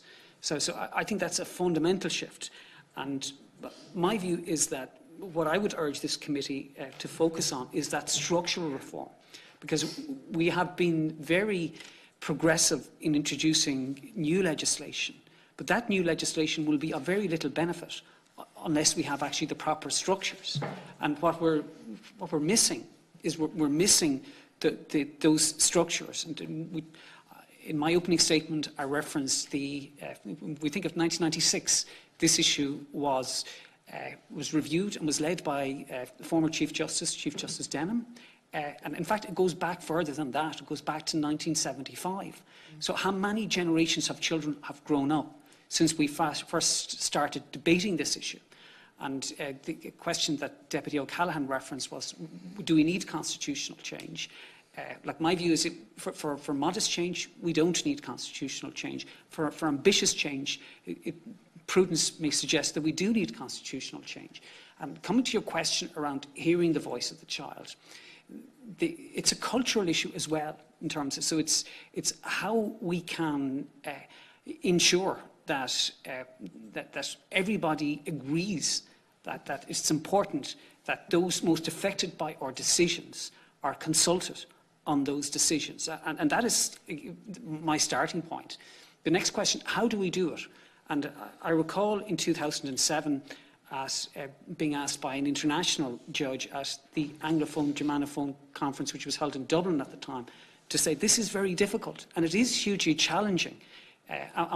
How I feel we can do it is we can, that's what my vision would be, to have a standalone piece of legislation setting out the nuts and bolts on what you should do when a child appears in front of you. And I suppose I've had some direct experience in hearing directly from children. It's hugely challenging. And what I feel is we need a number of disciplines involved in supporting judges to hear the voice of the child. Because judges don't have specific training. Neither do lawyers have specific training. And that's where, I suppose, when I talked about interdisciplinary work, it is that all disciplines, no one discipline should have an exclusive preserve on this area. And if we're really committed to hearing the voice of the child, what we need to set up protocols as to how we achieve this. And it's going to depend on the situation. It's going to be different in a private family law context. Nonetheless, it's hugely important, because divorce comes as a huge shock for children and usually provokes an emotional crisis akin to bereavement. How do we ensure that children are heard there is going to be different than in the child abuse context, where in fact you have this power imbalance. And that's why it's a complicated project, and it requires a lot of skill in drafting legislation. And I feel if we had an overarching piece of legislation where a number of disciplines sit down and look at, well, how do we ensure that both the voice and the welfare best interests of the child are front and centre in our decision making, and introduce that legislation and then have training for the judiciary. And in fairness to the district court are now undertaking regular training. I've been asked Saturday week to speak at they're having a full-day conference on some of these issues. I'm looking at the new domestic violence legislation, how that will be implemented. But historically, our approach here has been that we introduce legislation and it's left there. And what I'm suggesting is that a range of disciplines should come together. We should have this new overarching piece of legislation, and that guidelines should be drafted for hearing the voice of the child. And that you will have multiple methods, and we need to equip decision makers to be able to select the best method appropriate to the child in front of you. I hope that's been helpful in terms of. I think it is, and I think from the point of view of our report, I think we would be looking to do or suggest something radical, because the problem here has been, exactly as you say, this has been debated for decades. A lot of very good recommendations made, but no implementation of the recommendations. Now, that's either that people didn't bother about them, they couldn't care less, or it's part of a more, I suppose, deeper cultural problem, which I suppose is the direction I'm heading in now, to say, and that if we stood everything on its head and looked at things from a child, it would actually simplify a lot of the other stuff. I mean, in that context, I mean, it feeds in even with the discussions we've had about custody arrangements, 50-50, available only in 1% of, and how much of that is linked to, I suppose, cultural issues. I mean, I think it was David or somebody said, oh, women expect to get the house and women expect to get the kids. So I don't think it is that at all.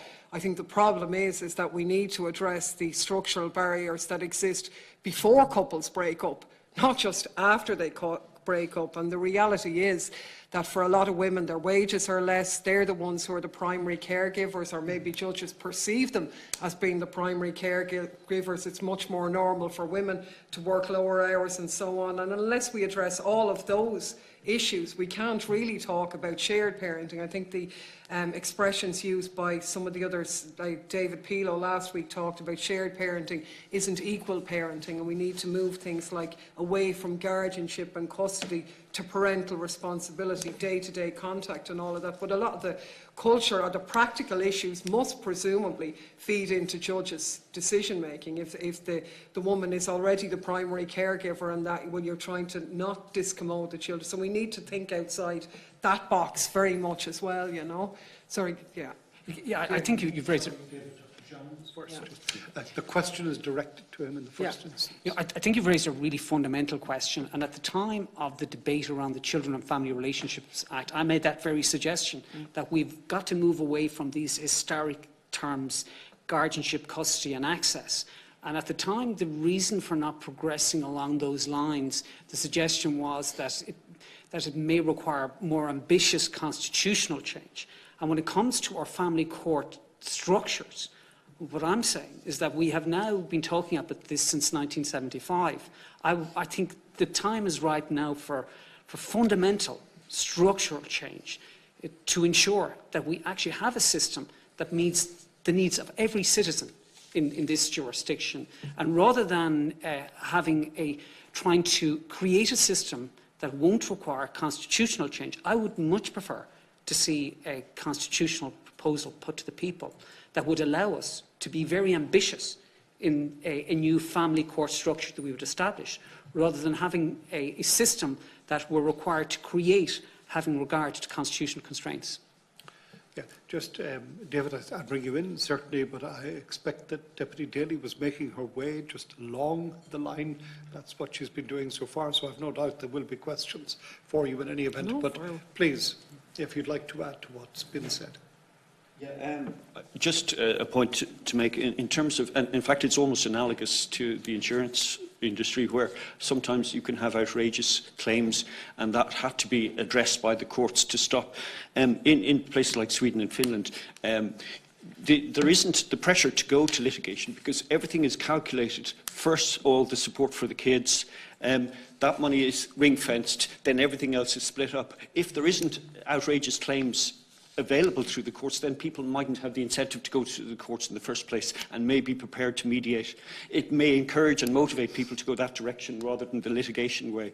I know personally people from both of those countries who have satisfactory outcomes within 6 to 9 months in that. And it's a model that needs instant looking at, because if you're going to do reform, you want to encourage that. It's not going to be always the case, but there's nothing to be gained by going through the courts. Then people won't necessarily use expensive barristers and solicitors to try and seize assets or demand custody when they don't necessarily deserve it from the other partner.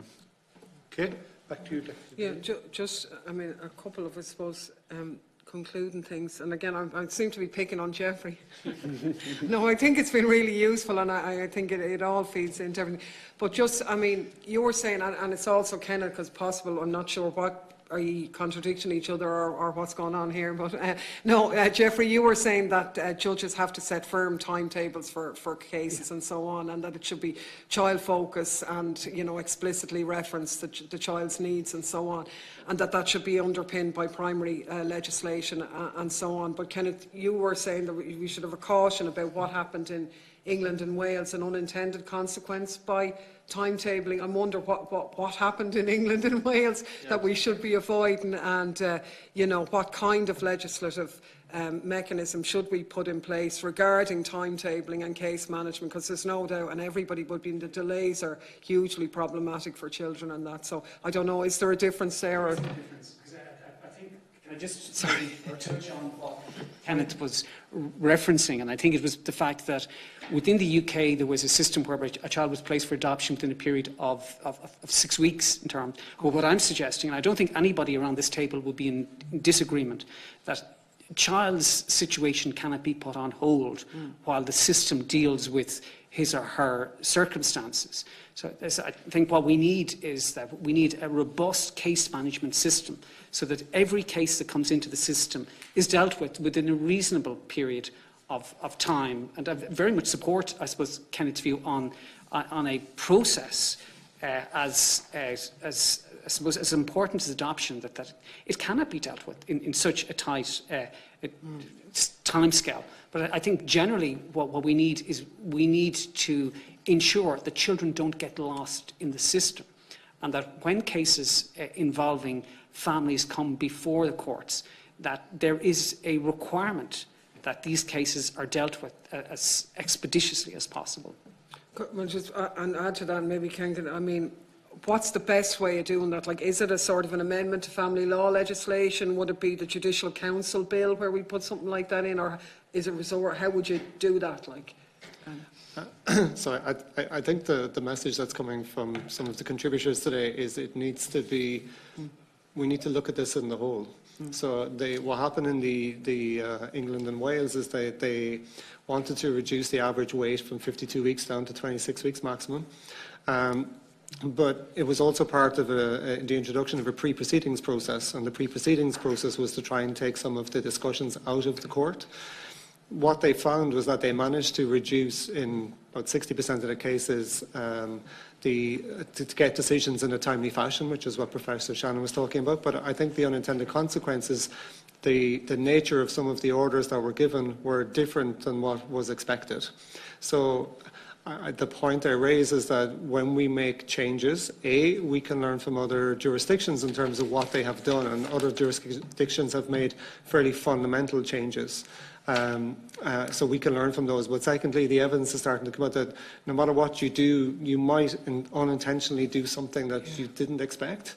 And in England and Wales, they did something they didn't intentionally expect. So there was a reduction in the number of care orders, and some of the cases ended up in special guardianship orders, for example, and so on. And that wasn't what was intended. And one of the key messages in terms of timelines, and if timelines are for discussion, and they should be for discussion, obviously the number of judges that are available, as Flack pointed out, needs to be higher. So there's no point in setting deadlines without dealing with the number of judges that are available. But the broader questions about guidelines is that if there are guidelines in terms of the length that a decision needs to be made by X amount of time, that they can't be so rigid that exceptional cases, for example, adoption cases in particular, and other contested cases, are squeezed into an artificial deadline. It's nice to have a benchmark, and it's nice for us to aim for the benchmark, but it shouldn't be an absolute, and I think that's the learning from England and Wales. Okay, Deputy Daly. Just a very brief point that I meant to say to Kenneth earlier. You had mentioned about decision makers with specialist knowledge who are not judges being involved. How would you see that working out? Or it's happened in a number of countries. So Professor Shannon's mentioned some of the Scandinavian countries, so Switzerland, Finland, Norway. The judge it's a panel of decision makers. So the judge is the chair, mostly. But you would have somebody who would have a social worker, child protection expertise, or a psychologist, or what they would describe as laypersons. So they would be people who maybe are councillors, for example, local councillors or politicians. And therefore there is and I'm not sure how this would work, and I'm not a constitutional lawyer, so I don't know if this is permissible, but what it does is it broadens the responsibility for decisions, because in fairness to judges, these are very difficult, very serious decisions to make, often in isolation from your peers. The question arises, would better decisions happen if we had a broader panel of decision makers? But at a minimum, if it is that a decision needs to be made by a judge, at least the judge has access immediately to experts who are independent and who are available. An interesting idea. The last question is just on the breach of care orders, because it came up today and last week by Roisin O'Shea, and it's quite shocking that care orders access being ignored and no sanction being applied to that. And I think it was discussed last week, but just in terms of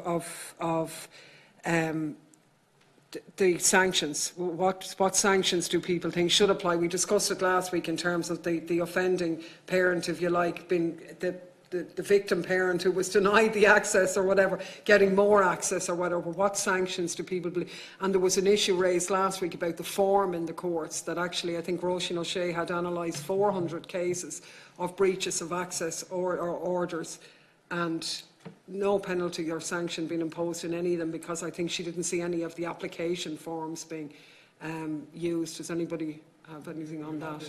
Picking on Dr. Shannon. So I'm going to make, the first indicator was David Walsh, but I will come to you absolutely, and if anybody else wishes to take it. This breach of access order does take place not only in Ireland, but actually it has taken place in a very wide range in England as well, as was instanced by Judge Paul Coleridge, I believe, did a report on it, and said that it meant that no sanctions were being imposed. It had a very bad effect.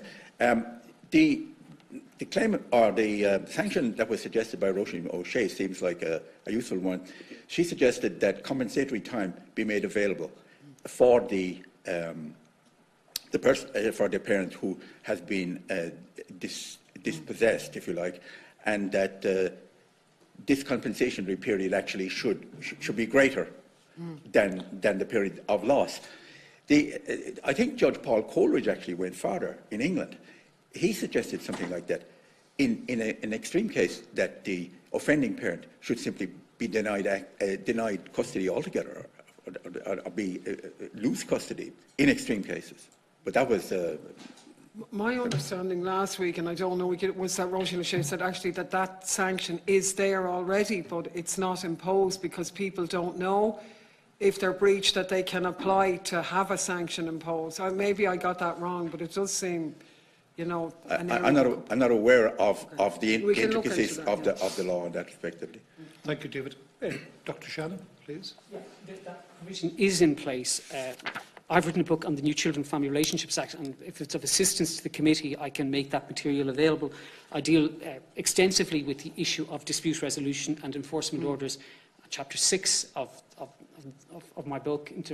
There is a new section 18D, and that has a number of innovative methods of sanctioning breaches of access orders, including a compensatory time. That is currently provided for in the amendment to the Guardianship of Infants Act that was introduced in the Children and Family Relationships Act of 2015. So the facility is there, so it would be useful just to monitor how those sanctions are being imposed. And I think it's one of the most innovative provisions in the Children and Family Relationships Act, which introduced new provisions into the Guardianship of Infants Act. Anybody else? Yeah, Eilish, are you Just looking? briefly, I suppose, taking off my flat hat, I used practice in family law, and I would have represented people who would have come to me and said, look, my child simply won't go on access. And I suppose the concept of then penalising the parent where the child is refusing to go on access seems not necessarily in the best interest of the child, and therefore any sanction has to be based on the best interest of the child. And if the voice of the child was possibly heard properly and if comprehensively, then it may not lead to breaches of these orders happening in the first place. So I just think to kind of turn a family court into somewhere where penal sanctions have been imposed or more access has been given because of breaches of access, I think you might need a more kind of comprehensive response to it than imposing a sanction.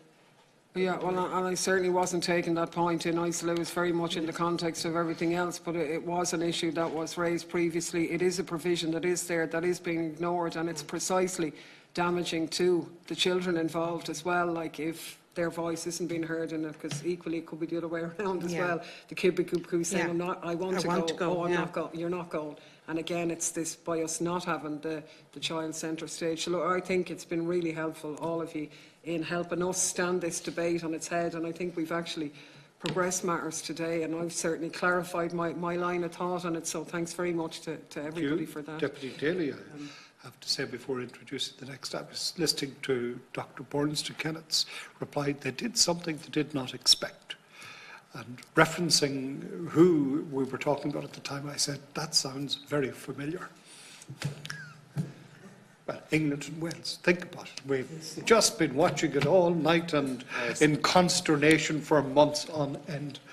Donegal, I suppose a lot of the questions I've asked already, but having said that, there's still huge areas. It's a very, the last two sessions have been very interesting, and these have been very valuable hearings, and I hope it will lead to a very constructive report at the end of it. I'm going to start just with men's voices, and just to clarify, there's a statement there from the NEMO Forum. Are you, I think one of you mentioned that at the start, are you in a position to answer questions? Are they one and the same? Are you connected? Or if it is representing, whatever the question is. Okay, yeah, grand. I suppose if I'm reading this correctly, there is a section here in the submission, and it says that the default position should be 50-50. And my understanding that is that, the default position should be 50-50 custody. Is that the proposition? Is that what 50-50 means? Well, 50-50 in custody terms, yes, absolutely. 50-50 in terms of asset splits would also be important, but that would be after you take away the costs. And that's only a reference to the model that I gave for Sweden, Finland, the Nordic countries. Obviously, you have to take any issues of domestic violence out of the equation. They would be separate issues. But if it's a clean split where there's no other issues than a marital breakdown, then there's no reason why equality doesn't apply. I suppose, I understand that point, right? And I'm not approaching this from a legal point of view. It's very much a lay point of view, really. Yeah. But it does seem to me that it is a difficult circumstance for a child not to have a primary residence. I'm not sure that would be, I'm sure there are circumstances in which it can work, and it should be something should always be considered. But it does seem to me to be potentially a difficult existence for a child to be 50% of the time living in one place and 50% at the other time, and not to have that primary residence. Would you agree at all, or would you disagree? Well, we're moving into the 21st century. Everything is becoming very equal. There are circumstances personal, so it's a very hard thing to generalise, but there's no reason why one parent shouldn't be the primary or one shouldn't be the secondary. There's no reason why there's a gender reason why one is one and one is the other. It would be the facts of the particular case that would determine which would be the best parent, and those would have to be taken into account. But if you come at it from a picture of equality, now again, I'm not a legal person myself either. I'm a lay litigant, so I see no reason why equality it's part of our constitution that everybody's equal citizen. Why parents can't be equal as well. There are plenty of cases where it might be more appropriate for the mother to be the primary, but there are just as many cases where it could be the father would be the appropriate primary carer. Very well. And just I just asked another question. If you want to respond to that one as well, I suppose. Like, I mean, in relation to alternative dispute resolution and mediation, like, I mean, I very much see the value of it and say that it can play an enhanced role. We had a discussion last week, though, in relation to whether it's appropriate in instances where there is domestic violence of any form. Would you be of the view that it isn't appropriate in those circumstances? I know you have a very strong view that it should be, generally speaking, mandatory, but, like, I mean, would you make an exception for those circumstances even? Yeah, because domestic violence is a criminal act. If one of the parents is behaving in a criminal manner, they don't have the same rights as if a parent is a responsible parent for the kids, irrespective of their gender. I reference again the models in mediation, and I'm not an expert in the Nordic countries. If everything is taken out to ring fence and finance the upbringing and the welfare of the kid or the children, then everything is split 50-50. But if there is an issue, if it's alcohol abuse, drug abuse, domestic violence, that parent will not have the same rights as a parent who is a responsible parent, irrespective of gender. Do you want to come in there, Mr. McGrath? Yeah, just going back to your question about the 50-50, what we're saying is obviously cases vary, their circumstances of every case varies, but we believe that 50-50 should be the starting point. Roisin O'Shea, I think, when she was talking to you, mentioned the fact that there seems to be a kind of a standard formula that's trotted out without taking into account the various circumstances. And it goes something like an overnight every weekend and one midweek overnight. And this seems to be kind of a formula that they put out, judges use, without actually taking into account the circumstances. Our view on 50-50 is that 50-50 should be the starting point, and that if anybody wants to deviate from that, they should put forward the case for deviating from 50-50. In other words, taking into account such things as working requirements, availability to look after the children, etc. But starting off, 50-50 should be presumed. Another point was made, I think, by Dr. Shannon about the language around children and the use of this word custody. I'm not aware if there is any constitutional impediment to getting rid of that language, but to me it's inflammatory sort of language. What it implies is that you've got a superior parent and an inferior parent, and I really think we should get rid of the word custody. I mean, the only other time we use the word custody is when we're talking about criminals being brought to prison. So I think we really should change that language. Okay. David, you want to add something? Yeah, just to respond to the Deputy, you raised the question of domestic violence. Yes.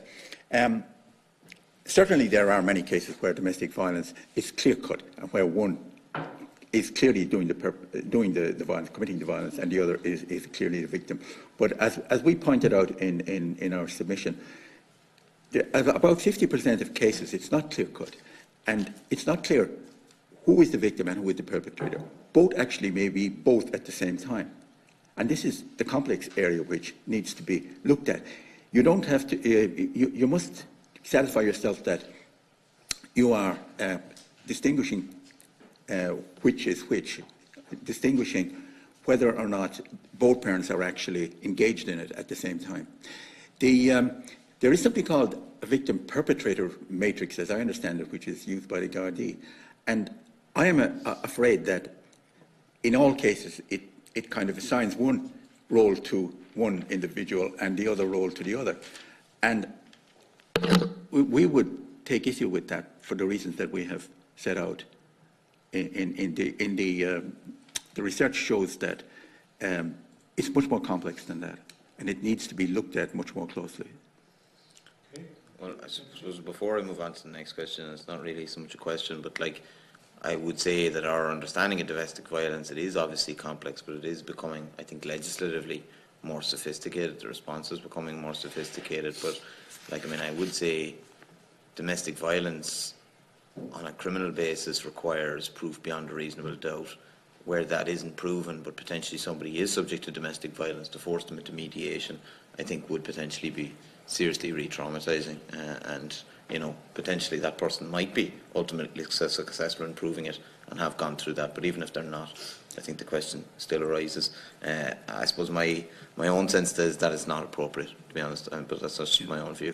I just want to ask some of the other panellists as well, because I think, and you can correct me if I'm wrong, but I think you have offered a view on this specific topic, the point of automatic guardianship, and it was also spoken about by Troer last week. So to ask Dr. Shannon, Flack and Dr. Burns if ye have a view on whether, and the Law Society spoke about this and kind of hedged their bets and said, well, maybe that's not fair, but I suppose we're saying that perhaps it's too soon. We want to see what effect the current or the most recent legislative changes around the presumptions and that had. So I just want to see what your own views on a presumption of automatic guardianship would be. Thank you.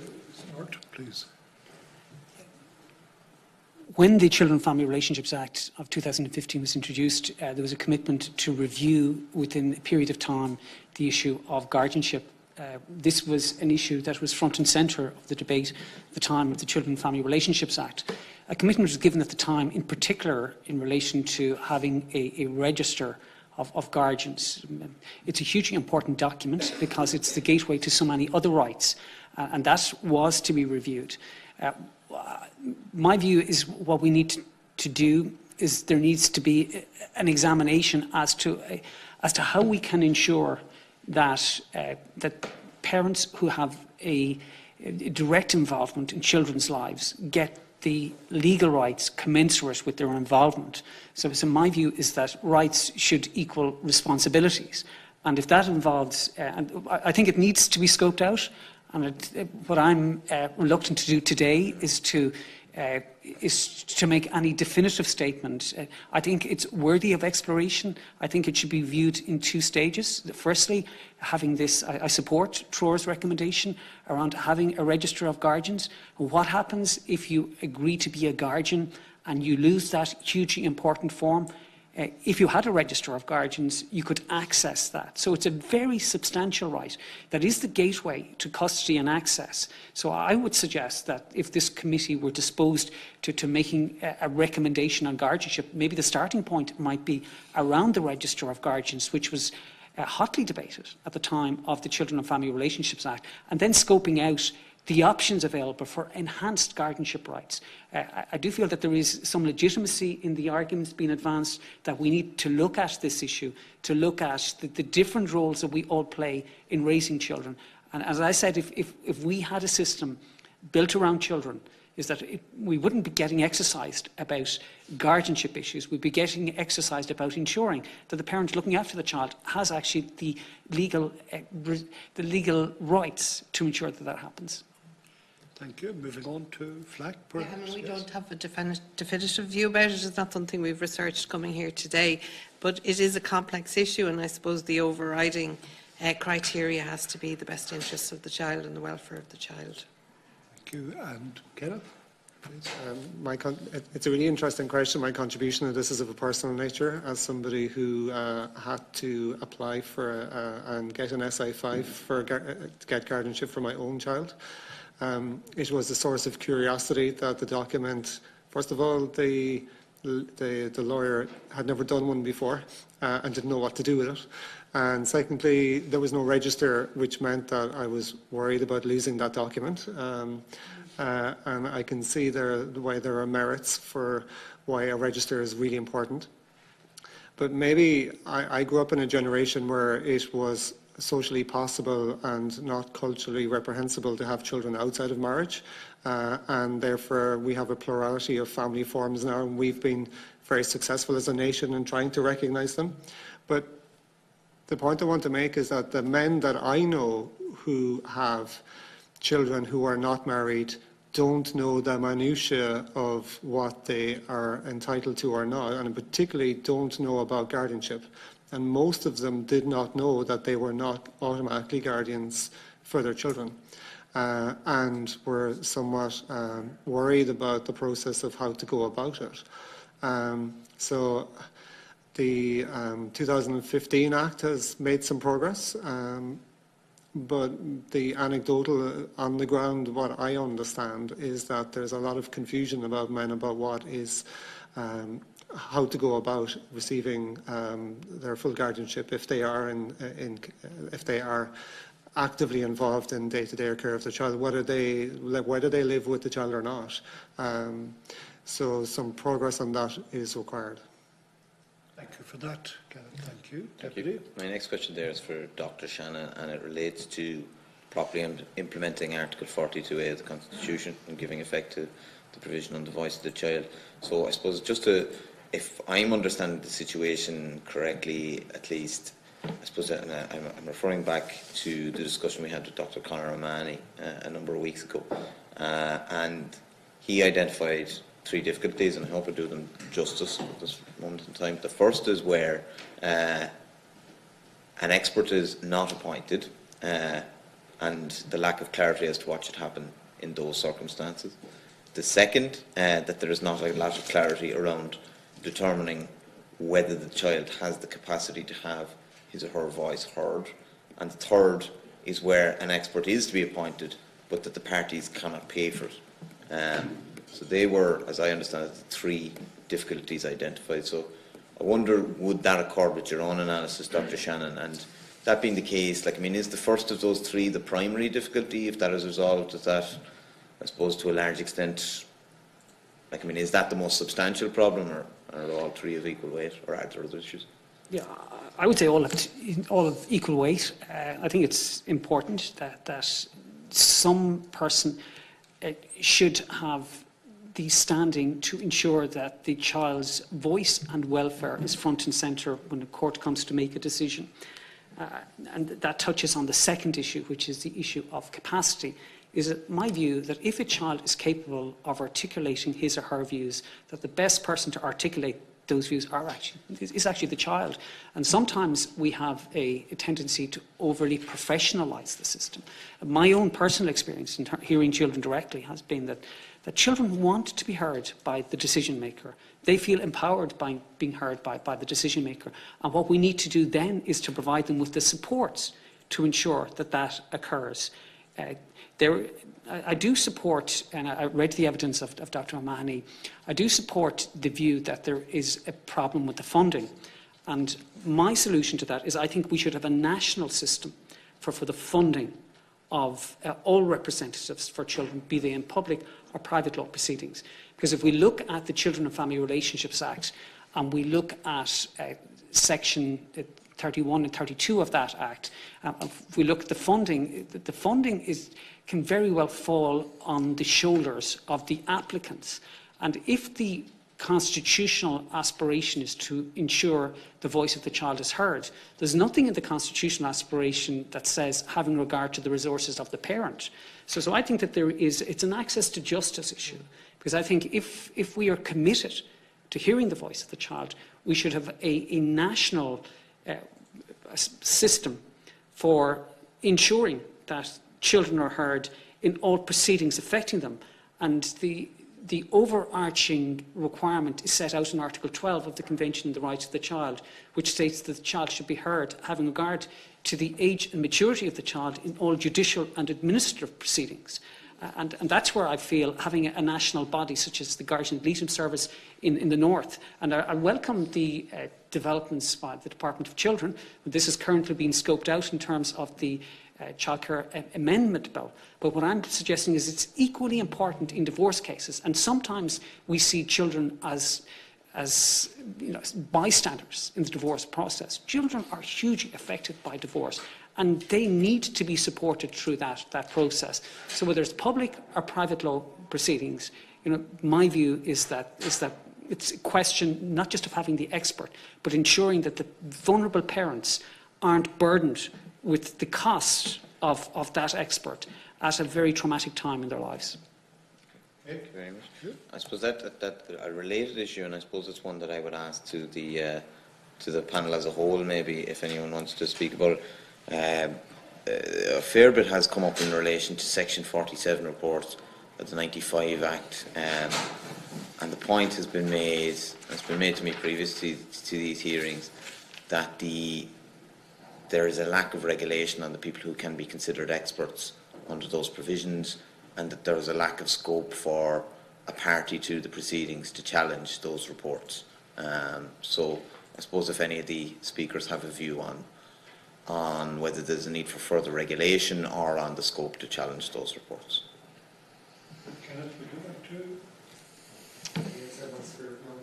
Yeah, I can add. David? I would believe, I may come across controversial here, but I believe in many cases these are just spin-off, easy funding for people who aren't necessarily qualified as child psychologists. My understanding is that many of them don't address the key points. They haven't necessarily qualifications and don't look into family. I'm not saying it's all the case. It's my experience that it's part of a spin-off industry of taking more money from already poverty-stricken families. And if it is necessary to spend 3,000, 5,000, 7,000 euro on getting these specialists in, it needs to be subsidised. It is money out of the pockets of the families who are already in dire circumstances. Jeffrey, did you indicate, please? This issue has been addressed in the Children and Family Relationships Act, where, and we see recently issued regulations around the child view expert. What I think is we need similar prescription in relation to Section 47 reports. We need to ensure that those who prepare the reports are properly qualified. We need to set out the terms of reference for engagement. We need to set out a fee scale, because in terms of the cost of these reports can be prohibitive. It is my view that I'm a passionate believer in access to justice, and if you are being charged between 2,000 and 3,000 euros to prepare a report, that automatically excludes a large cohort of the population. And that brings me back to my big picture recommendation. It's having a national, I suppose, national home for all of these reports, whether it's in the public or the private sphere, and that would ensure consistency and a rationale for the appointment of an expert having regard to the case that's before the court or administrative body. Thank you. Okay, back to you, Deputy. Just do FLAC have a view, or? We would just agree with what Professor Shannon said. It is an access to justice issue, and we have constitutional provisions in relation to the voice of the child, but if it's not resourced, it's not going, the voice of the child isn't going to be heard. Just in relation to FLAC specifically, I suppose first of all, I'd very much echo the points you've made around civil legal aid, and even though I suppose in a way it hasn't got that much ventilation in some of the previous hearings, because well, in a way it seems so self-evident, there isn't enough money there. It's causing a huge barrier, not only in this area but generally in a whole lot of civil areas of civil law. So I wholeheartedly agree with that, and I would recommend that be one of our recommendations, is that civil legal aid, particularly where it pertains to this area, be much better funded. I suppose I'm interested in the points in relation to, and I'm not actually terribly familiar with this point of unbundling of legal services, and if I'm understanding correctly, which I may not be, it seems to me that an applicant can go themselves do what might be some of the more simple administrative work, and then that where a complex argument has to be made in the proceedings, that a lawyer might make that, or something like that. So maybe if that can be elaborated upon, but I suppose just to ask the question as well, there is a fair bit in there, and some of it very straightforward stuff, the nutshell guide to the proceedings related, and it's really sensible stuff that I think is well worth taking on board. Just to get the perspective from FLAC on this, is this he being pragmatic in saying, well, in advance of a much improved civil legal aid budget, you could do these quick fixes as well, or are they complementary? Like, I mean, is this an interim measure that is absolutely needed to, and would you rather see actually proper legal representation, well funded, and some of this mightn't be necessary? Deputy. Yeah, if I can answer. The unbundling of legal services, there was an initiative in Canada, and there's a lot of research done by Professor Julie McFarlane, and I can, if it's helpful, I can send it to Deputy O'Leary and the other members of the committee afterwards. And unbundling of the legal services it involves providing funding for people that they would access legal aid, but through that they might have representation, or they might have just advice, or they might have assistance with you know, filling out forms or guidance on how to navigate a court's process, or any or all of those, or a combination. Obviously, from FLAC's perspective, we would like to see, you know, a proper, comprehensively funded civil legal aid set up where people can access advice and representation according to need. In the interim, as I suppose on the way to achieving that kind of larger goal, I mean, we recognise that there's a massive budgetary issue there, and there's a lot of needs analysis to be done in terms of deciding the exact scope of what is actually needed in order to provide the level of funding required. We would like to see these additional mechanisms put in place. They're not, we wouldn't see them as necessarily a replacement for providing people with, you know, both advice and representation, but just this is something that could be examined on the way to getting there.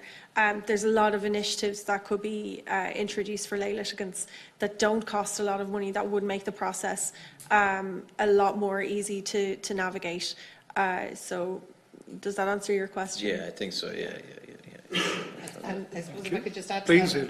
I mean, we've been in existence 50 years, and we've been advocating for comprehensive civil legal aid, so it is a kind of pragmatic solution, but it's not an alternative. We're still advocating for comprehensive legal aid, and again, I would invite this committee to separately look at the issue of legal aid, not just in terms of the family courts, but that it is something that really needs the forensic scrutiny of this committee.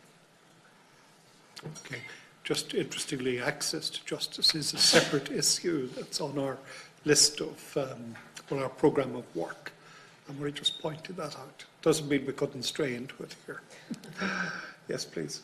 I suppose, I mean, I haven't much else said, maybe just for Dr. Burns, I suppose just in relation to, like, the in-camera proceedings, and it's been touched on previously, like, I mean, it does seem to be that, like, there is a difficulty there that, yes, the area would benefit from greater publicity in the media, but it's just not something the media is going to do realistically in the foreseeable because of cost and the level of labour that's involved and all the rest of that. Like, I mean, is there incentives that you think could be offered? Like, how better can we, I suppose, have these cases reported, obviously within the restrictions that apply in the more mainstream media as opposed to specified projects? It's not that the mainstream media are not reporting them. Maybe there needs to be more reporting. I'm not sure. I don't have a journalistic background. I'm not sure how you could encourage journalists to cover. In the absence of journalists covering, then court reporting and research is the other part of that. So while Dr. Coulter's research is funded, there are very few other, or research is moderately to small funded. It's largely independent. And you could put some money to the Irish Research Council and it could be a call, and maybe there's other ways that you could go about this. I think Carol Coulter has been very effective in terms of using the media to tell the story of the proceedings. It would be duplication maybe to go at it at that level.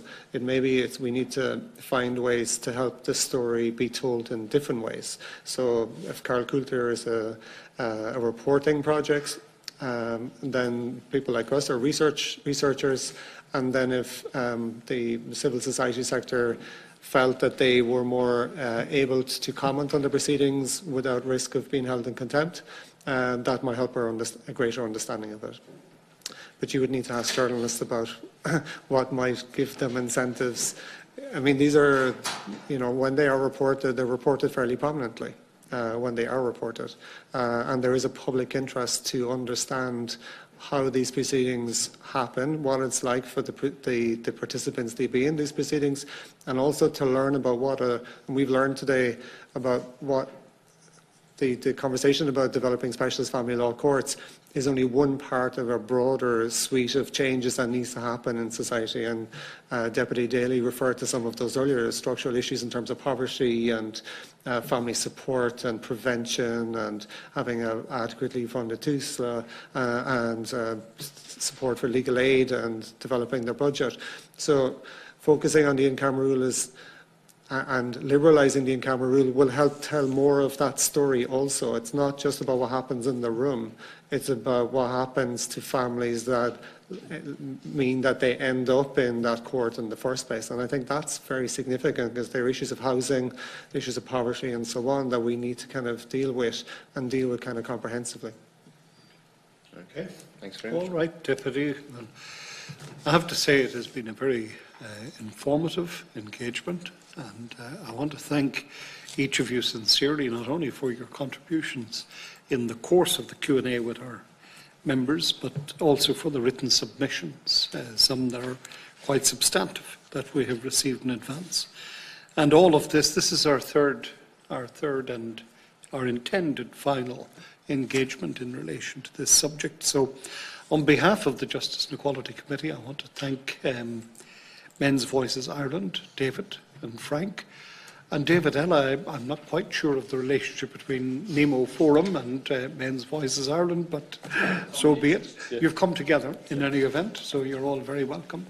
Dr. Geoffrey Shannon, who has been with us on many occasions, and great to have you back. Geoffrey, thank you. From FLAC, Ailish and Stephanie, both not strangers to this institution either, I may add. And Kenneth, it's great that we have somebody from UCC who isn't in some way partly responsible for Deputy Donncha O'Leary being here, because this has happened before, but your hands are absolutely clean of all of that. Well done, well done. So without any further ado, our great thanks to you all, and the Joint Committee is adjourned. I was teasing them earlier, we'll be back next week, but of course we won't. It's the Patrick's week, so there is no sitting next week. We're adjourned until 9 a.m. on Wednesday, the 27th of March.